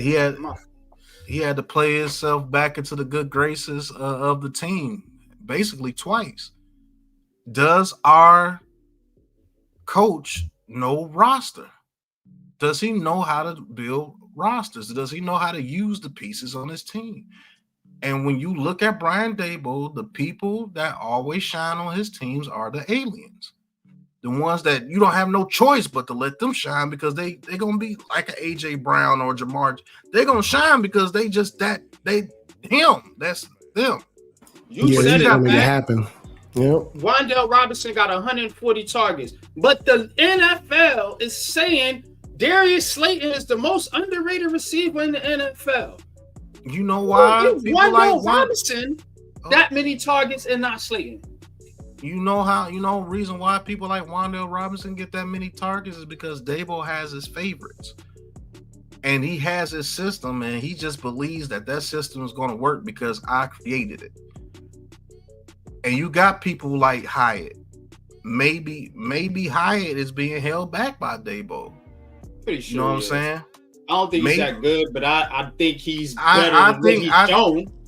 Yeah, definitely. I think he could agree. be. I think he could be a Yeah. deep. I think he could be a deep threat on any team and can open up an offense for people Mm-hmm. like Slayton, for people Yep. like Neighbors. He could be just like how Jameson Williams is over there with the Lions. He's not a great receiver, but he breaks the game open when you allow him to. You see what I'm saying? Like they have a role. And I don't think that Brian Daboll knows how to construct a roster as far as putting them in the best position. And you have to outplay the X's and O's with Brian Daboll. I've been saying that since he got the play calling. If you're not a guy that can play way above the X's and O's, you're not gonna get anything. Like a Saquon Barkley, like a Malik Neighbors, like a Josh Allen. You know what I'm saying? Guys like that can play way above the X's and O's. When shit breaks down, they can create something. And hell, only reason why Neighbors got what he got because he overfed Neighbors too. You know what I'm saying? Neighbors can be used in a bevy of ways. He doesn't have to be the focal point to destroy the game. I'm telling you, he's that type of player. You see how the Cowboys use CeeDee Lamb? Half the time that dude is in the slot. Guess what? When you got all them eyes on the middle of the field, those outside receivers can get some things down the field. That's why Hyatt and Slayton can come into play. Wan'Dale Robinson should not be a guy you're dependent on to get 144 targets. That blew my mind last year how many targets that dude got. Why? And then he only wants to work with players that he's worked before with in Buffalo. Isaiah Hodgins, he did a little bit something with him because he was familiar with him over there in Buffalo. You want to bring in Cole Beasley. You want to bring in all these same type dudes, and it's not A lot going of to work Gabe over Davis here in the talk NFC. now. Yeah, Gabe. You bring Gabe Davis over here, it's going. What you gonna do with him? For what? Where's he gonna play? What you gonna do with him? Yeah, where? Unless you're benching Wan'Dale Robinson, what are you gonna do with him? Because he's not better than Slayton. And you're not putting goddamn Gabe Davis in no slot receiver role. So where's he gonna play? You know, and I think Wan'Dale Robinson is one of the main reasons why this offense was held back a whole lot too, because you're so focused on getting this little dude the ball in the receiver way. No, you get him the ball in the scat back type way, a gadget type way. Throw him a quick screen to see if he can do something.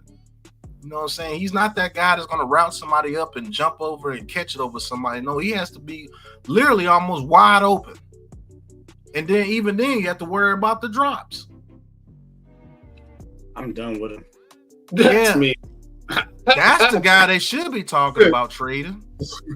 Yeah. To be honest with you. Yeah. Because I don't see how your offense can be great the way that Daboll is running his offense with him. You know what I'm saying? Now maybe if you open, I don't know. He's just too small for me, bro. Too small, but yeah, I don't know, man. We're gonna get into on the money or out of pocket. I got a lot lined up this time, y'all. So it's gonna be fun. We're gonna wrap up the show with that. Got Ghost Dog up here. Ghost Dog, stay on with us, man. If you like, bro, for this segment, it's gonna be fun. But before we get into that, please tap in and like the Aboriginal Sports Network, man. We doing big things over here. You know, got your members. You got Ghost, got me, got Pat, got Man Cave, Coach, you know, TP, Rob Z, you know what I'm saying? Delayed Game, you know, Mets, you know, many more, man. So many people hard to think of at the same time, man. But definitely go check out the Aboriginal Sports Network. You don't want to miss hot shows like this. Hot shows like Man Cave Show. Hot shows like New York Giants, Full Access. Hot shows like Heart of the City. You know what I'm saying? Ghost Dogs, Big Talk, TP, we with the New York Giants Lieutenants. You know, Leaf Diggy with Nets at Night. You know, can't forget about my man Leaf. Go Brooklyn Nets. So definitely tap into the Aboriginal Sports Network. We're going to come right back on the money out of pocket right after these messages.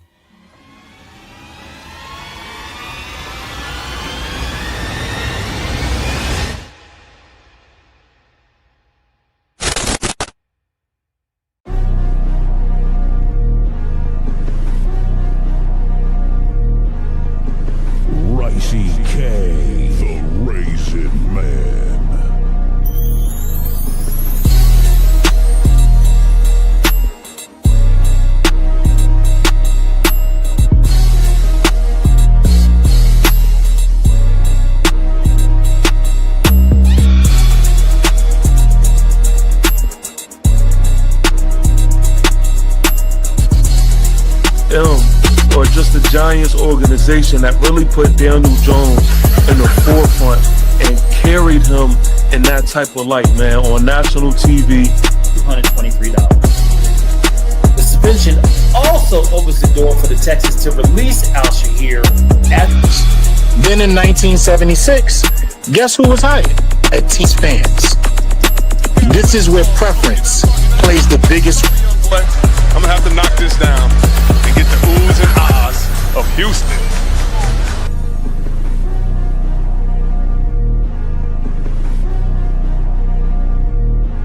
Welcome to the Aboriginal Sports Network.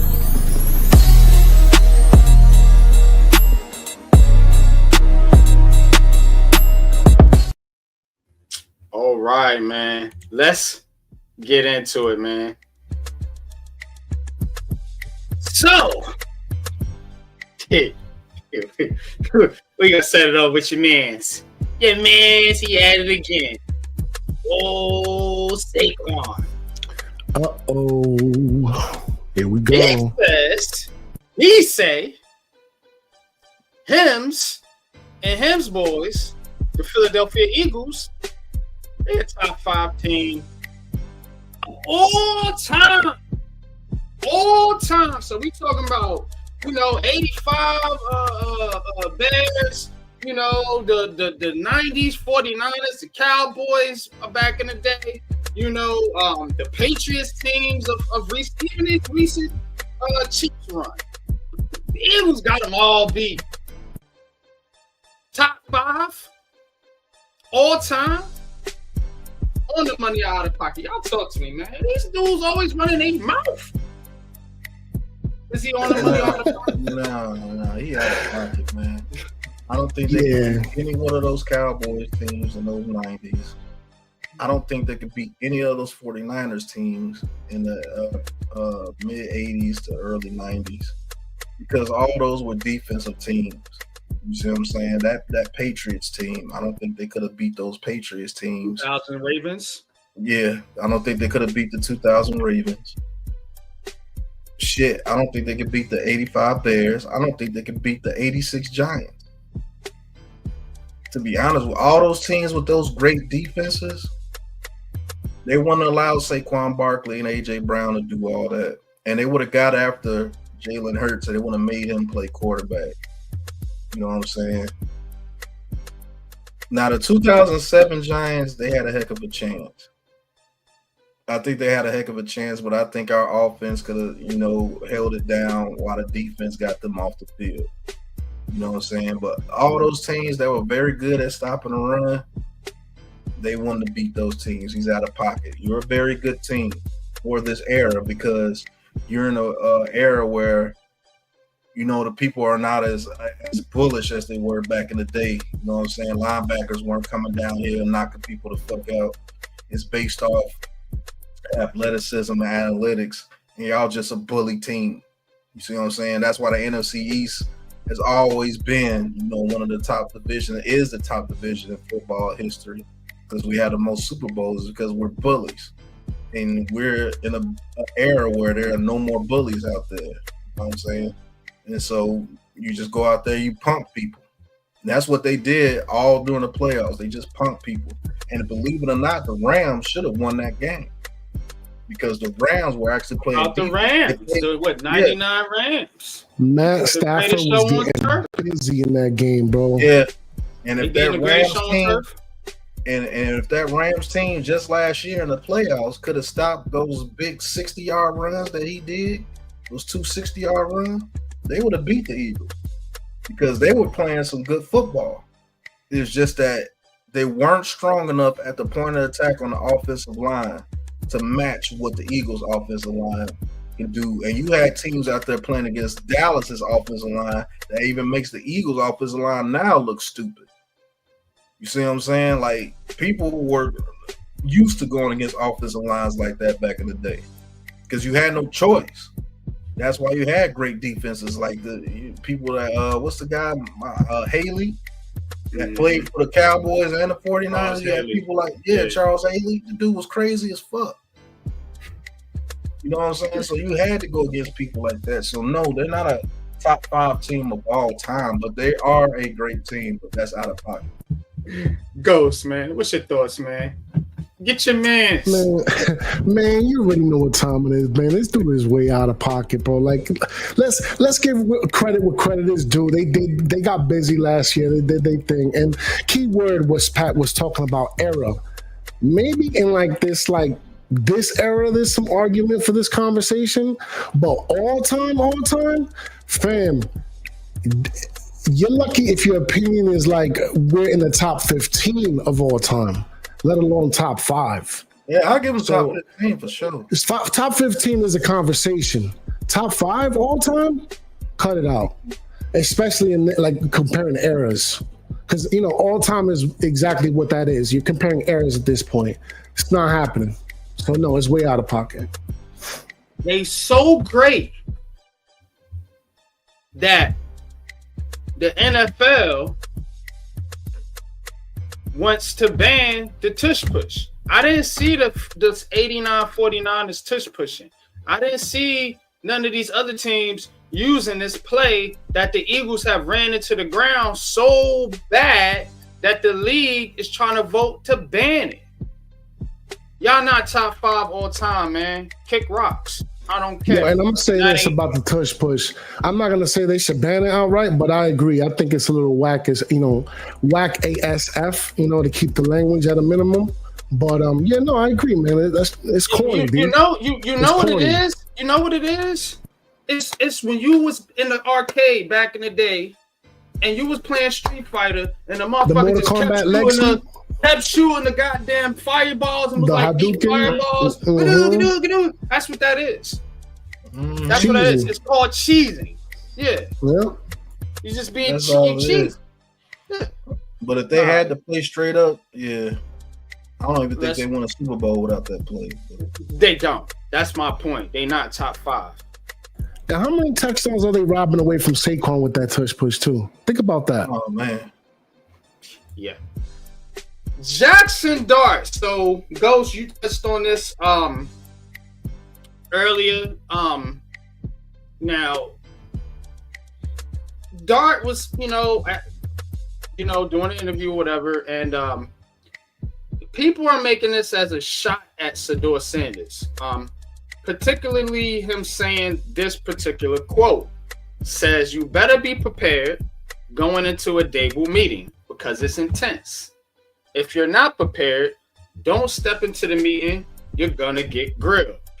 Now, the reason they trying to make this about Shedeur Sanders is because reportedly he went into the meeting with Brian Dable unprepared, and Dable threw him a curveball and he didn't like it, and there was some words exchanged. That's the story.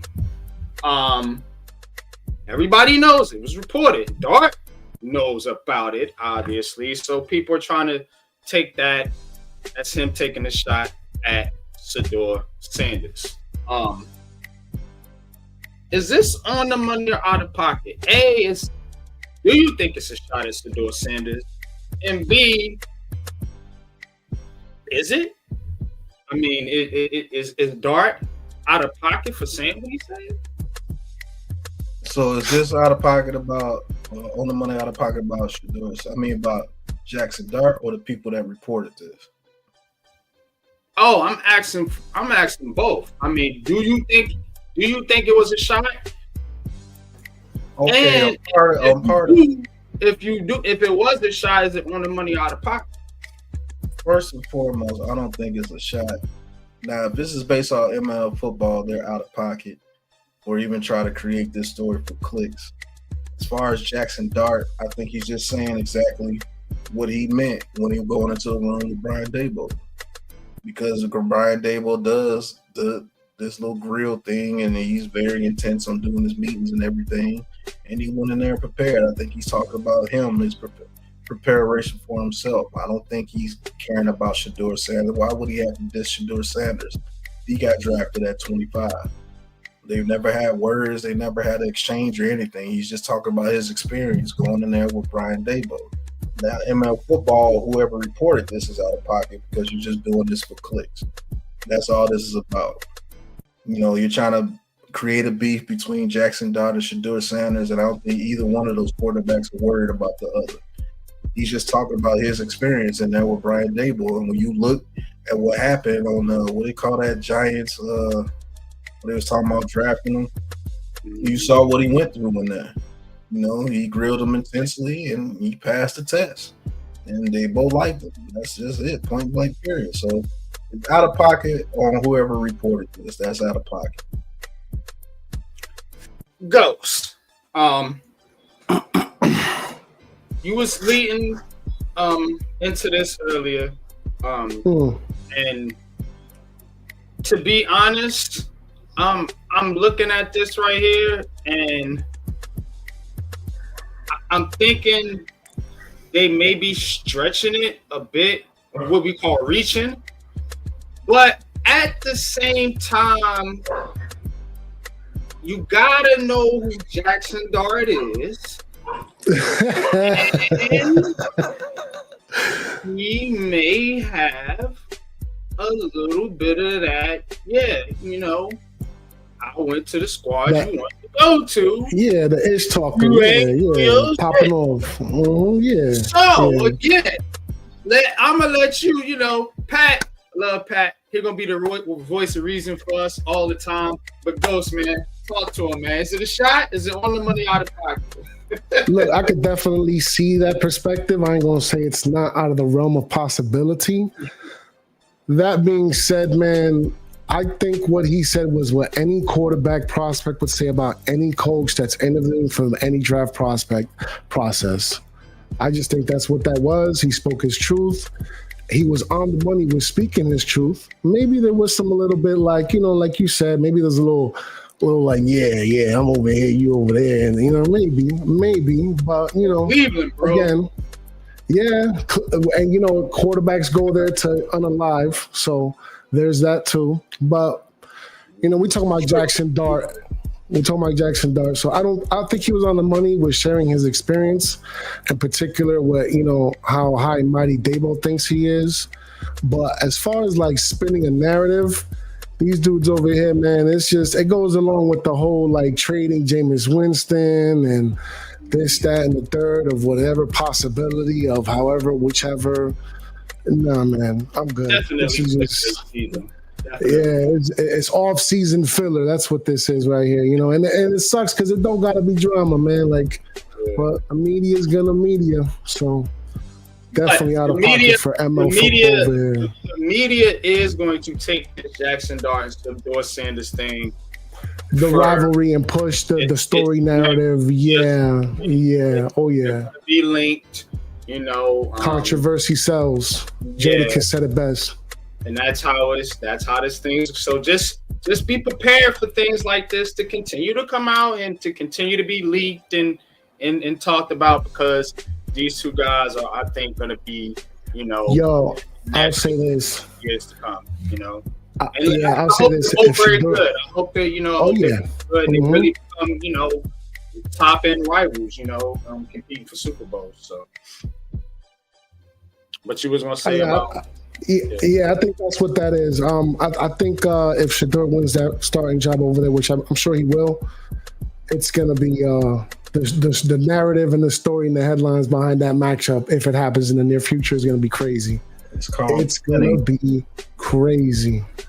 It's called 20. Look up the definition of that. That's all that's about. But honestly, I don't think he has any ill will towards Shedeur Sanders. He shouldn't. But hey, listen, you can take it how you want to take it. I'll go with the logical response, but I do know there could be something behind that for sure. They keep playing it. I already know what time it is. But go ahead. Yeah, man. All right. NFC East to be featured on Hard Knocks.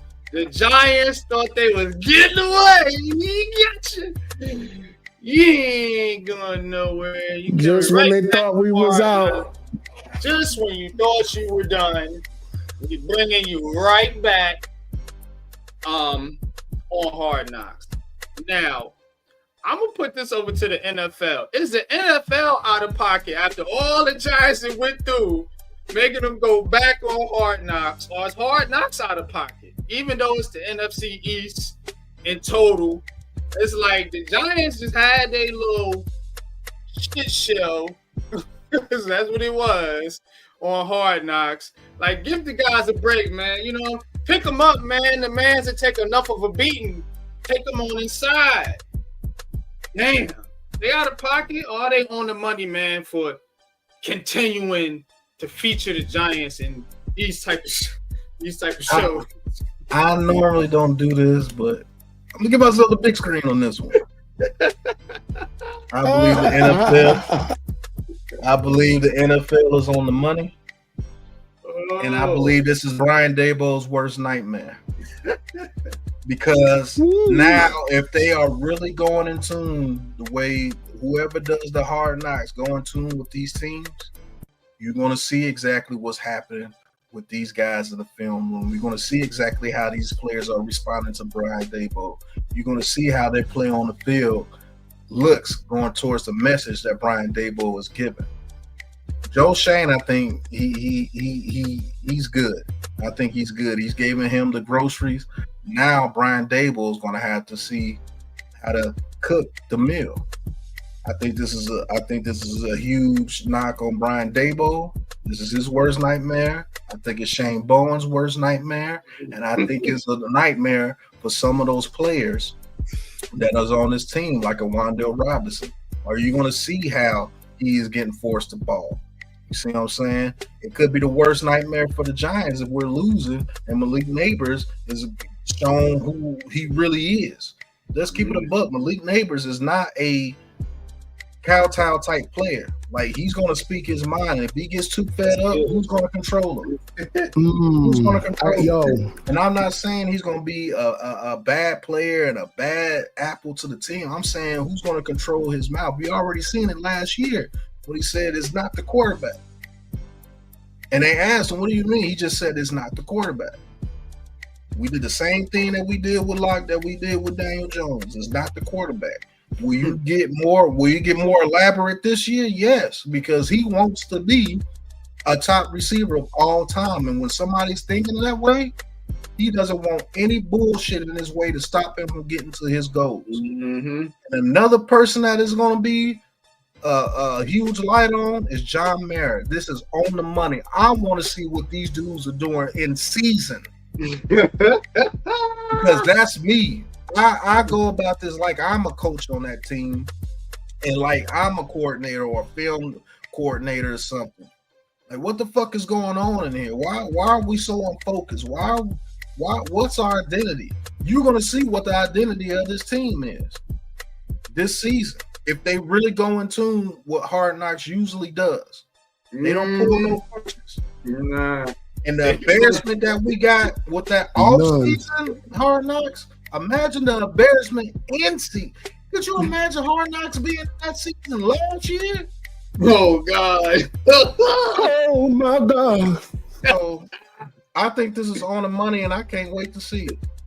There'll be a lot of content on that, I tell you that. Yo. What's your thoughts, for days, bro. Listen, man, it's all the way out of pocket from a perspective. Like, now the heat is going to be on, and we talking about in season while the sausage pause is being made live and direct. You know what I'm saying? Like, in the room. Oh, it's so look, pay attention. We're gonna be on a Brian Daboll waste watch because he's gonna be wasting away as the weeks go by. When I saw this, as if the pressure wasn't enough. You got people recording you for entertainment purposes to see if you slip and fall. Woo! It's crazy. It is going to be spooky season for Brian Daboll this year. So it's out of pocket for that perspective, and it's on the money, like you said, Pat. But go ahead, NYG, you got it. Because I do want to see how this all falls apart. But yeah, go ahead. Brian Daboll is in the cooker. I'm telling you. And they are setting this dude up spectacularly to fail. You know, Finito. you got Russell Wilson. You know he don't fit Brian Dable's system. You know what Brian Dable really wants to do. You know, so you draft Jaxson Dart. Okay, cool. But then you give him back-to-back division games to start the season. Then you got Kansas City. We went over the schedule, you know, and then you add that into the mix. So now, when you get your butt whipped, as we expect during the season, they're going to have a camera on you. We know you can't keep composure, dog. We know that. We seen you lose cool, you know, flip shit, whatever. So, yo, now, the better question is, by what week does he flip the tablet? That should be the better question, right?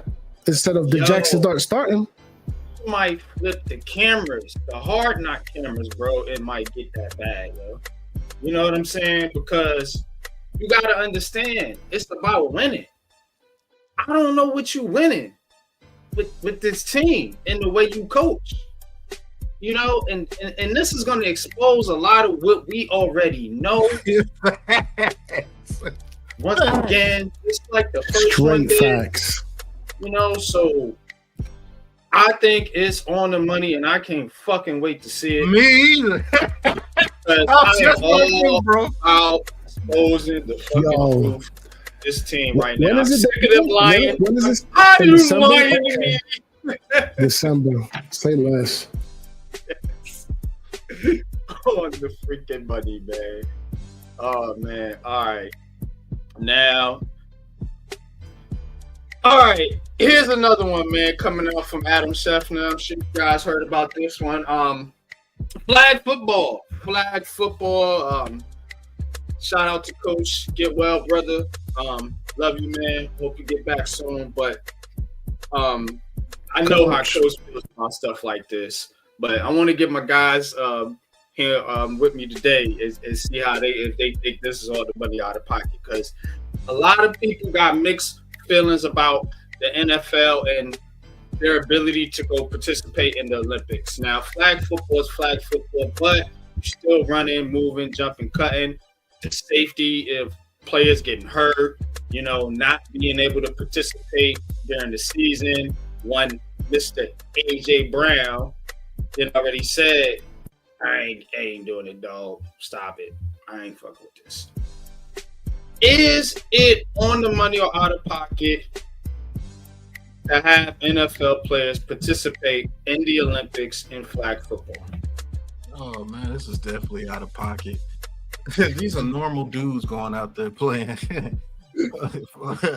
flag football, bro. Like these are the creme of the creme going against us, basically. So no, I think it's out of pocket, man. You should allow some guys that don't get shine like NFL players to go over there, you know what I'm saying, to come back to the country, be like, hey, I want a gold medal in flag football. Maybe, I mean, hell, you can give some guys that are trying to get into the league a chance to go over there, you know, realize their dream in some way of saying, hey, I got a gold medal.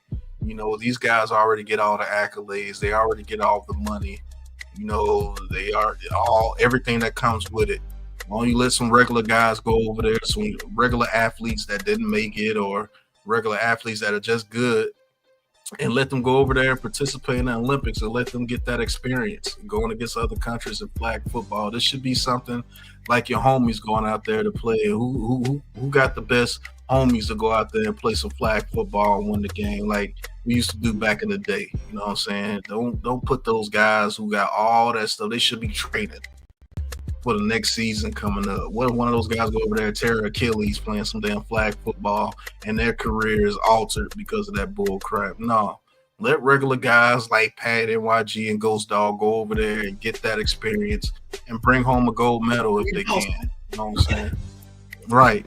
You know, send some of those YouTubers and stuff over there, those YouTube personalities like Kai Cenat and all those guys over there, and let them go play like I Show Speed and them. You know what I'm saying?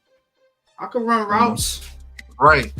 I could go over there and play quarterback if you need me to. No, I'm good. Every time I see somebody make a cut, my knees hurt. I'm good. You know what I'm saying? Let those guys go over there if you want big faces to go over there. Let somebody like Flight Reacts or somebody like that go over there and get a gold medal. You know what I'm saying? Let them go over there. But It's because, Pat, that America want to dominate everything. This is a country that wants to dominate everything. They don't want it to be close. They don't want competition. They want to participate in competitive sports, but they don't want it to be competitive. That's how. Think about these leagues. It's never gonna be competitive, bro. It's infused in this, fake culture. That's American culture. It's not real culture. But that's how they are, and they want to just go over there and dominate. That's why they want NFL players. Because if me and you go over there, we might get beat by China, or we might lose to South Africa, somebody, and you don't know, So like Tyreek Hill and Jalen Waddle and Saquon Barkley and all of them ain't finna lose to them. Yeah, who the hell's gonna guard Tyreek Hill in flag football? From those other countries. Man. Talk to him. Yeah, man, it's out of pocket. Because my question is, isn't there already a flag football league that's semi-pro? Yeah. So why not send those guys over there? And then what's crazy about the whole Olympic? Yeah, and then it's the same rules, so it's not even like they got to worry about the acclamation for that. But another question is, like, these Olympic athletes don't get paid by the Olympics. They only get paid by their sponsors. Yep. So that's another factor. You got professional athletes going out there putting their bodies on the line, you know what I mean? Like they money makers for what? For entertainment? Nah. Like unless they getting paid for like you guys said, the number one for everything America. Like, nah, bro, like it's a monopolization of power, like you guys said. That's but nah, forget all that. They're not getting paid. They can put their bodies at injury of risk.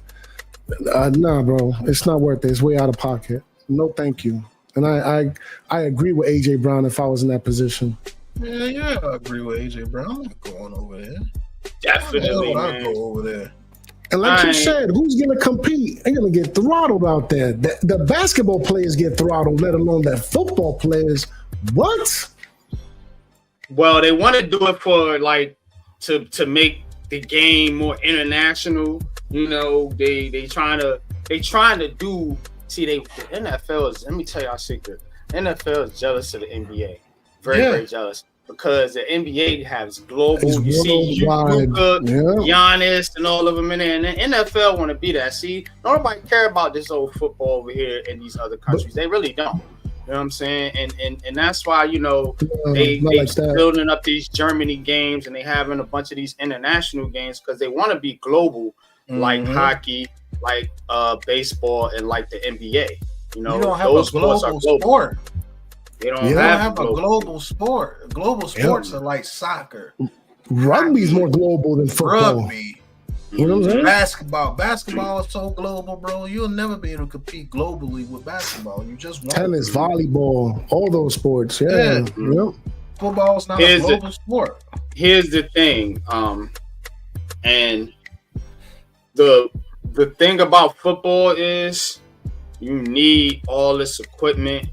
You need all these players. You have to have a lot to play an actual real game of football and basketball, and a lot of these it's more it's a more recreational sport. Even like us growing up, we can't just pick up a football in the dirt and go throw a football. You know what I'm saying? You gotta go find a field. You gotta get pads if you want to really play some tackle.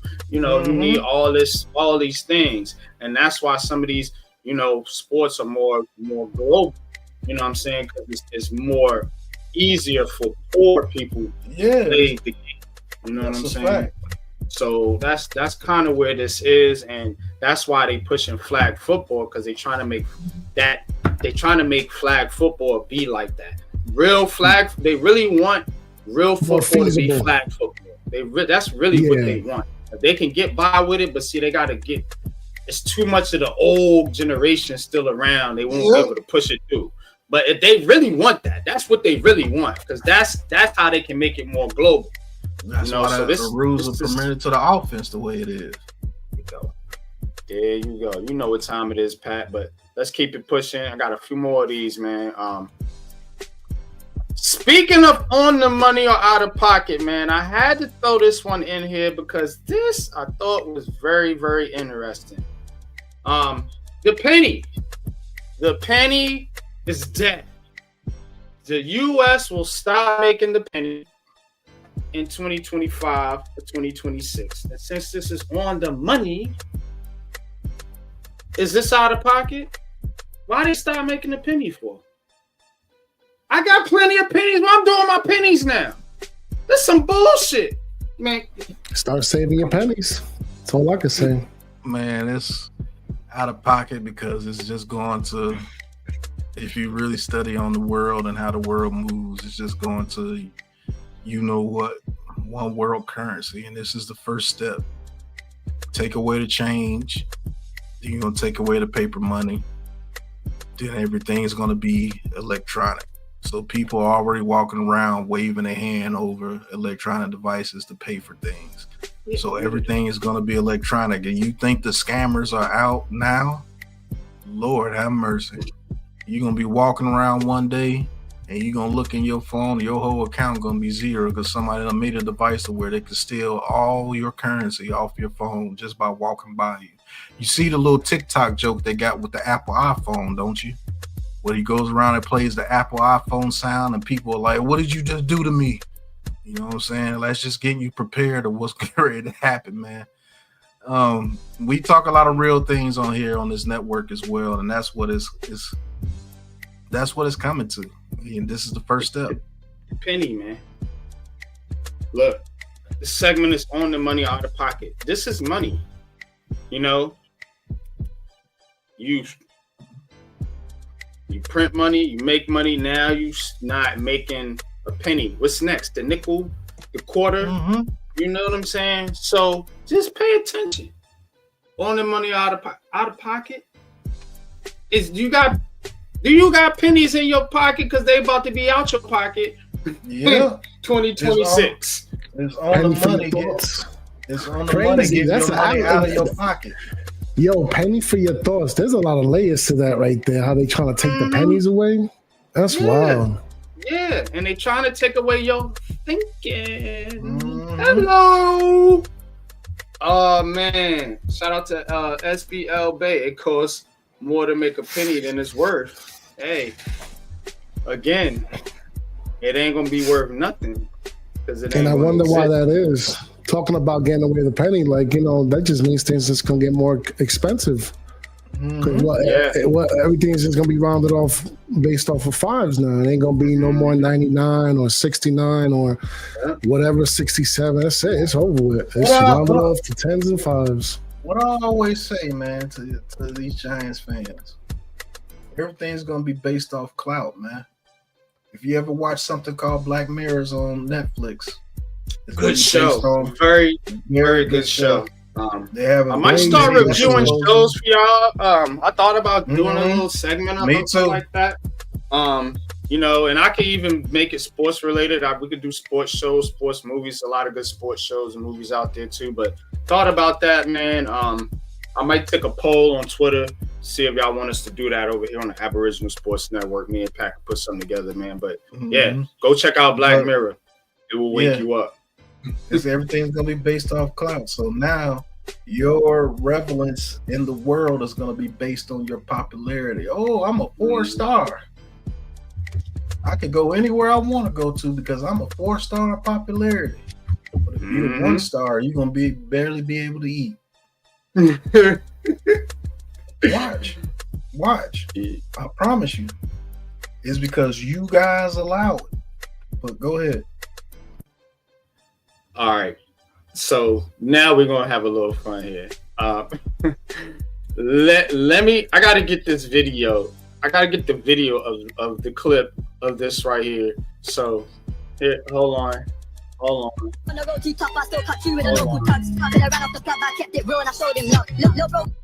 Let's pull this up. So this is your man Jokic. And they said, this is Jokic's summer workout. So you see the summer workout right here for Jokic. You know, it looked like he just playing pick up ball with a couple of his, buddies or whatever. But internet having a little fun with this one, man. So let me go back to my slide. So TG Casino says might be better teammates than he had in Denver. Man, that's out of pocket, man. Is this on the money, or a lot has been made about shots the Denver fired? Nuggets and them not having enough pieces around Jokic. Jokic, of course, perennial MVP caliber player year in and year out. You got to give him his credit, even though he looked like somebody's uncle out there playing. But again, as who he is, very good player. He looked like a dad playing basketball with some kids right here, yo. Like, is it on the money or out of pocket, man? I know I'm gonna be silly with this, yo. Yo, he out of pocket by what he said. You know what I'm saying? Better teammates than he had in Denver. Ain't none of them dudes better than Jamal Murray or Otto Porter. Word about the fault. Michael Porter. Let's cut it out. Or any of them guys. But this is out of pocket, but this just goes back to one of the earlier out of pockets on the money with the NFL. You see how more diverse basketball is? You could be a scrub and still play basketball with Jokic. He could miss a shot and you could get the rebound and put it back in, and you could feel like, hey, I'm out here playing with Jokic. Or Jokic could hit you in a corner, you could hit a corner three. It's just more exciting and more diverse with games like basketball or soccer, things of such. So this just goes to show you how more diverse basketball is when it comes to popularity around the world. You could be the scrubbiest dude in the world and still go out there on the court and shoot. You see what I'm saying? Like, I could go stand there in the corner and Jokic could feed me all day. If I hit those corner threes all day because he got 4 of those scrub dudes on him, I'm going to feel like a superstar. Real talk, man. I'm out here hitting threes. That's why they're able to pay.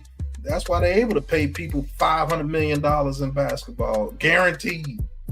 That's why you can make almost $1 billion in baseball, guaranteed, because it's more diverse. It just is what it is. But as far as the TG Casino, you out of pocket, man. Them dudes ain't nowhere near the caliber of the player. That Joker. They look like they have some chemistry, though. You know what I'm saying? Yeah. But that's how diverse basketball is. If that big man Joker tells you to cut because he knows those dudes ain't paying attention, look, the dude with the George Jefferson fade out there. He could have threw it to him, and he could have took that shot. And look, Jokic missed. I got a rebound. I could kick it back to Jokic. You know what I'm saying? Hey, Jokic, look, I'm open. They put the nice double on Jokic, though. I got to give him good credit for defense. Yeah. I got a Jokic face, and I made him miss. Look, right there. All the double team was right on point. Look at that dude. That dude that just hit the layup. That dude trashes. I don't know what, but he cut. You see the dude that had the ball? He cut, and Jokic hit him. Look at that cut. Yeah, boom, that's what I'm saying. Is it on the money or out of pocket? Ghost, man. Talk to him. Man, nah, it's out of pocket. Like I said, by default, you ain't gonna have like a bunch of dudes in a pickup game and compare them to some professional athletes. Like, let's just stop, pump the brakes. That's first and foremost. And then number 2, man, shout out to Jokic, man. It looked like he is definitely his people's like national treasure. I like that about that dude, that he can be out there with regular people just playing a pickup game and just having fun with the people, man. That's dope. I like that. And I like to see that. You know what I mean? Shouts out to him.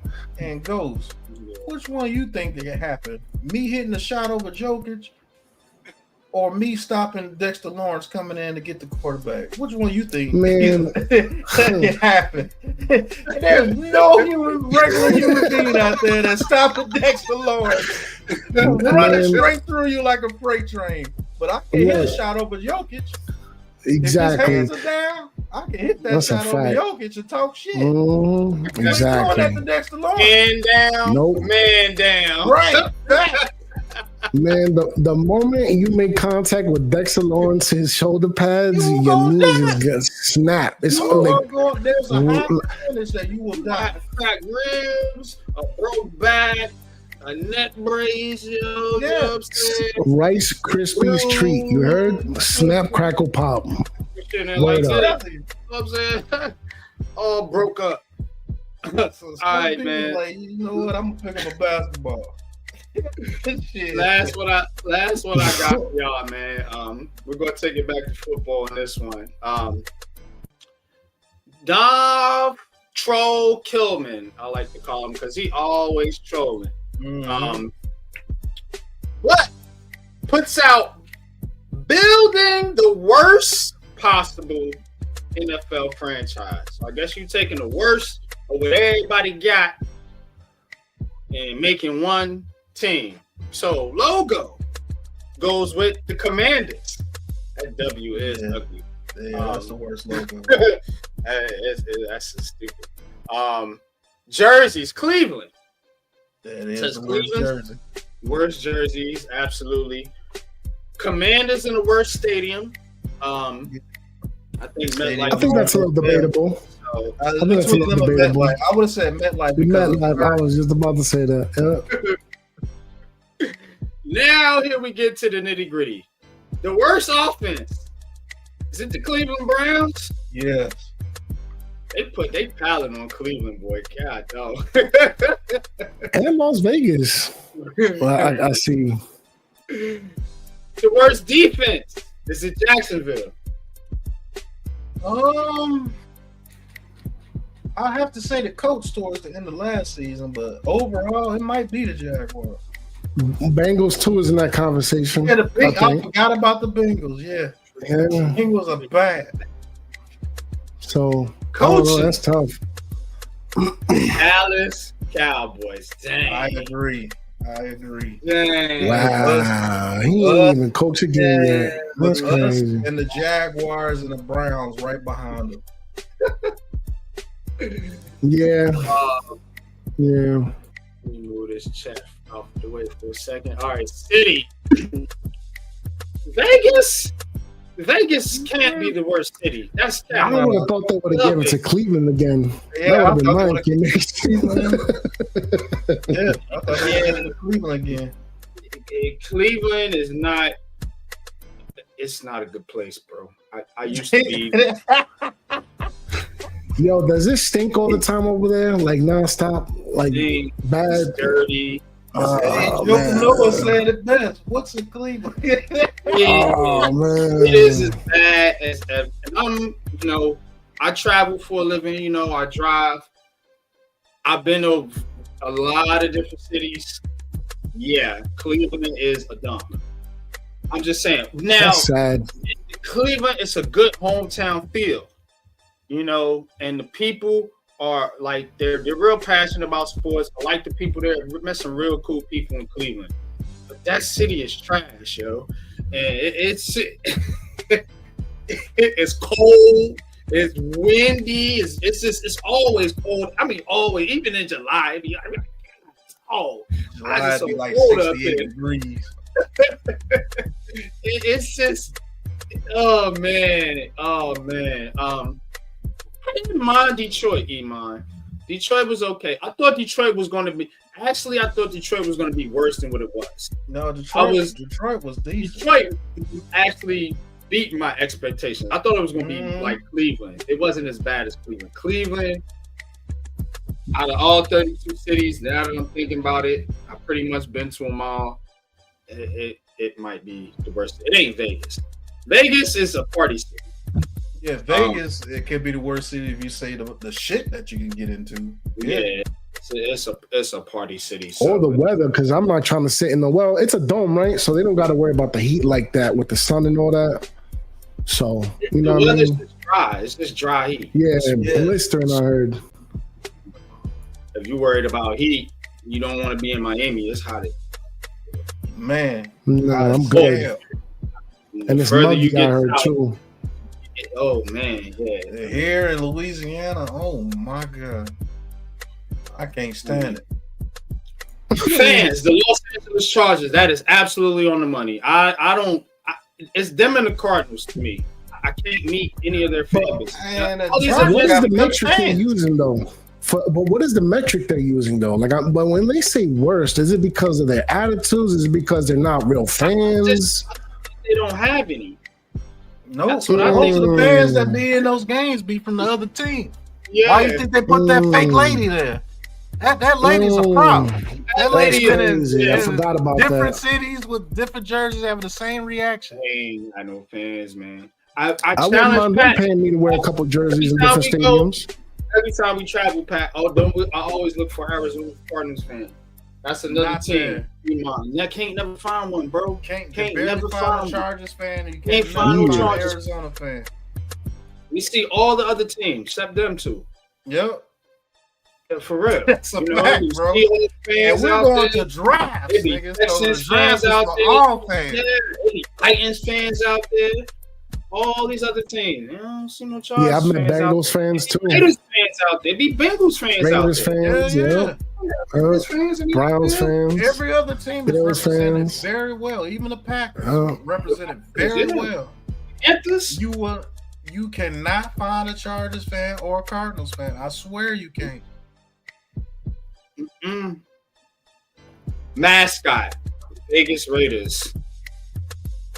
Yeah, that's the No. dumbest looking mascot I've seen in a long time. Yeah, it's That between him and the little elf. The mascot with the Raiders. Because the Raiders fans bring the aura, I think, of that team. You know what I'm saying? Those old Raiders fans that had the spikes and stuff in the stands. Yeah.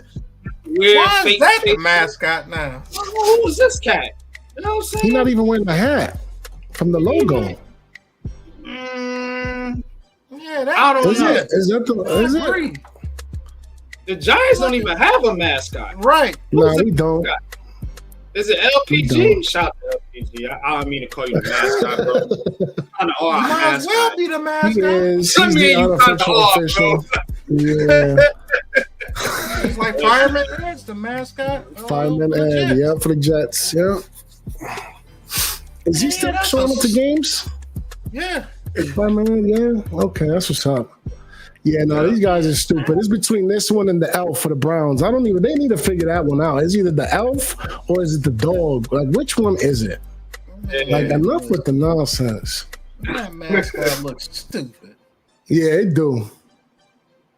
It look like something from like a 1970s like That's why they sitcom. losing.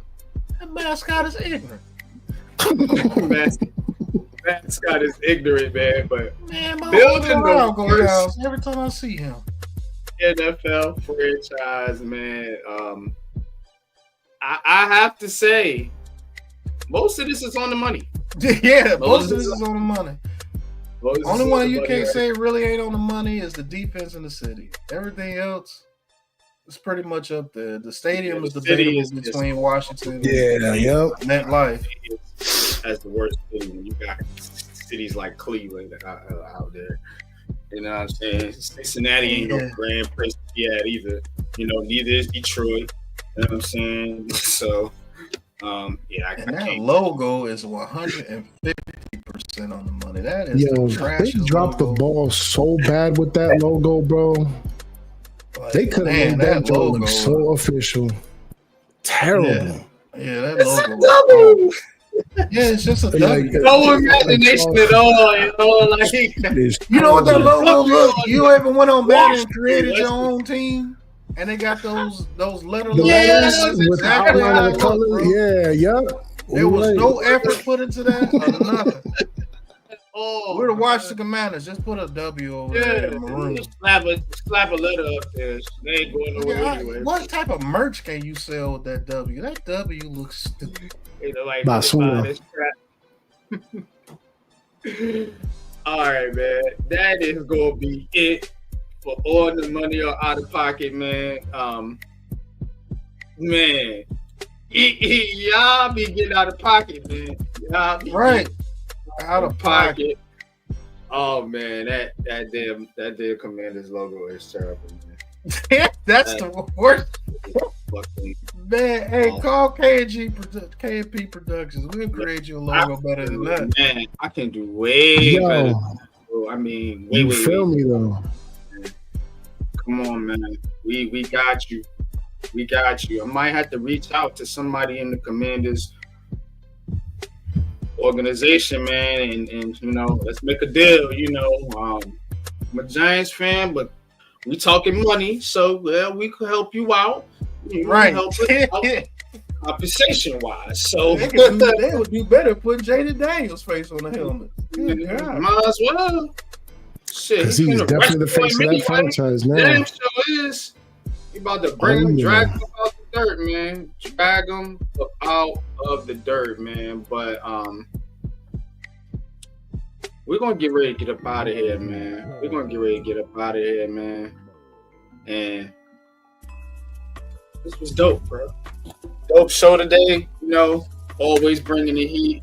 New York Giants conversations. And look, news is easing up.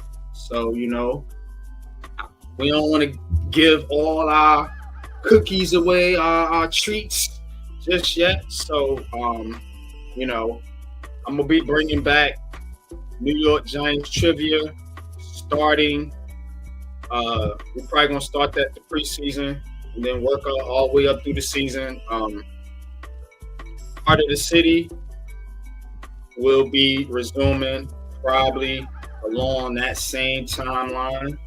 Want to get back into that too as well. We got to get our team healthy. Shout out to my brother Coach. So a little bit of a slow period here. You still got videos coming out. Shout out to the network. I'm gonna be putting videos out. Pat's gonna be putting videos out.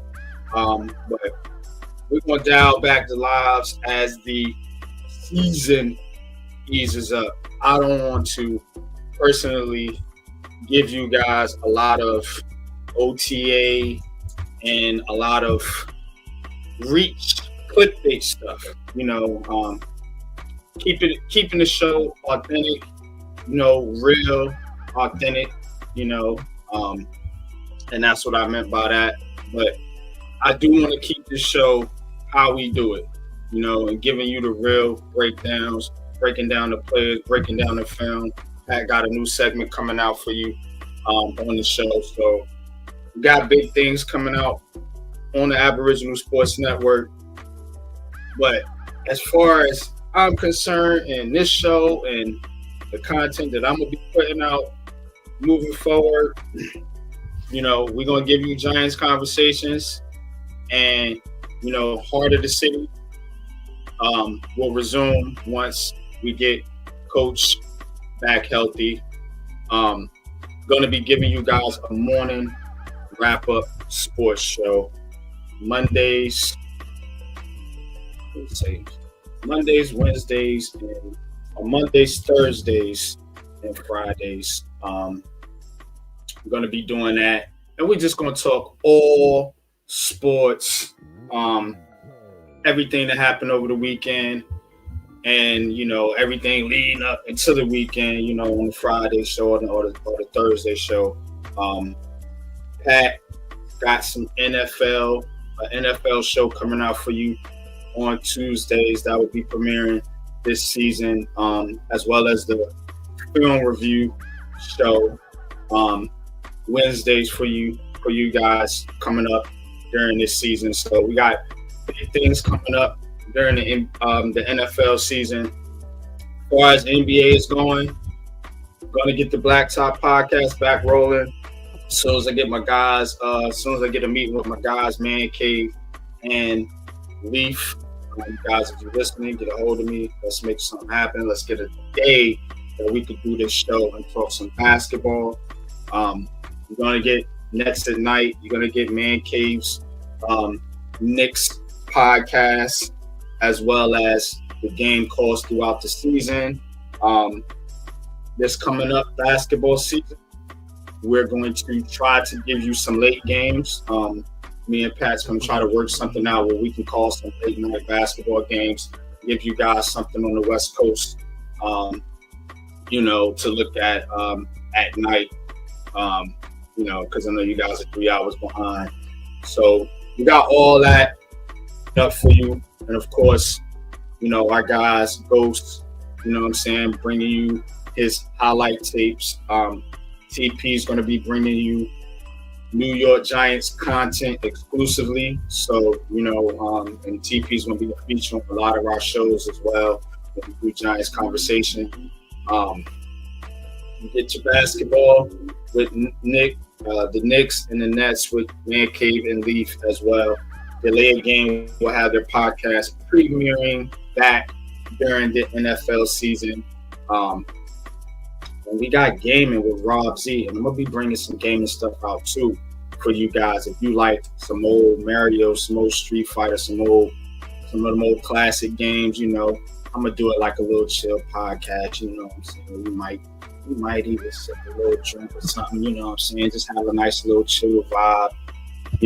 While we play premiere the podcast at night. I'm gonna try to pick a day to do that as well. So a lot of things in the works on the Aboriginal Sports Network. I do greatly appreciate every single one of you guys' support for helping us build this and continue to build this. We're gonna put in the work for you. I'm gonna put in the work for you as I have been and will continue to do so. But we all have lives, and I want people to have a life and not have to sit here and not be, under pressure to perform, as they say, like the New York Giants, like Brian Dable.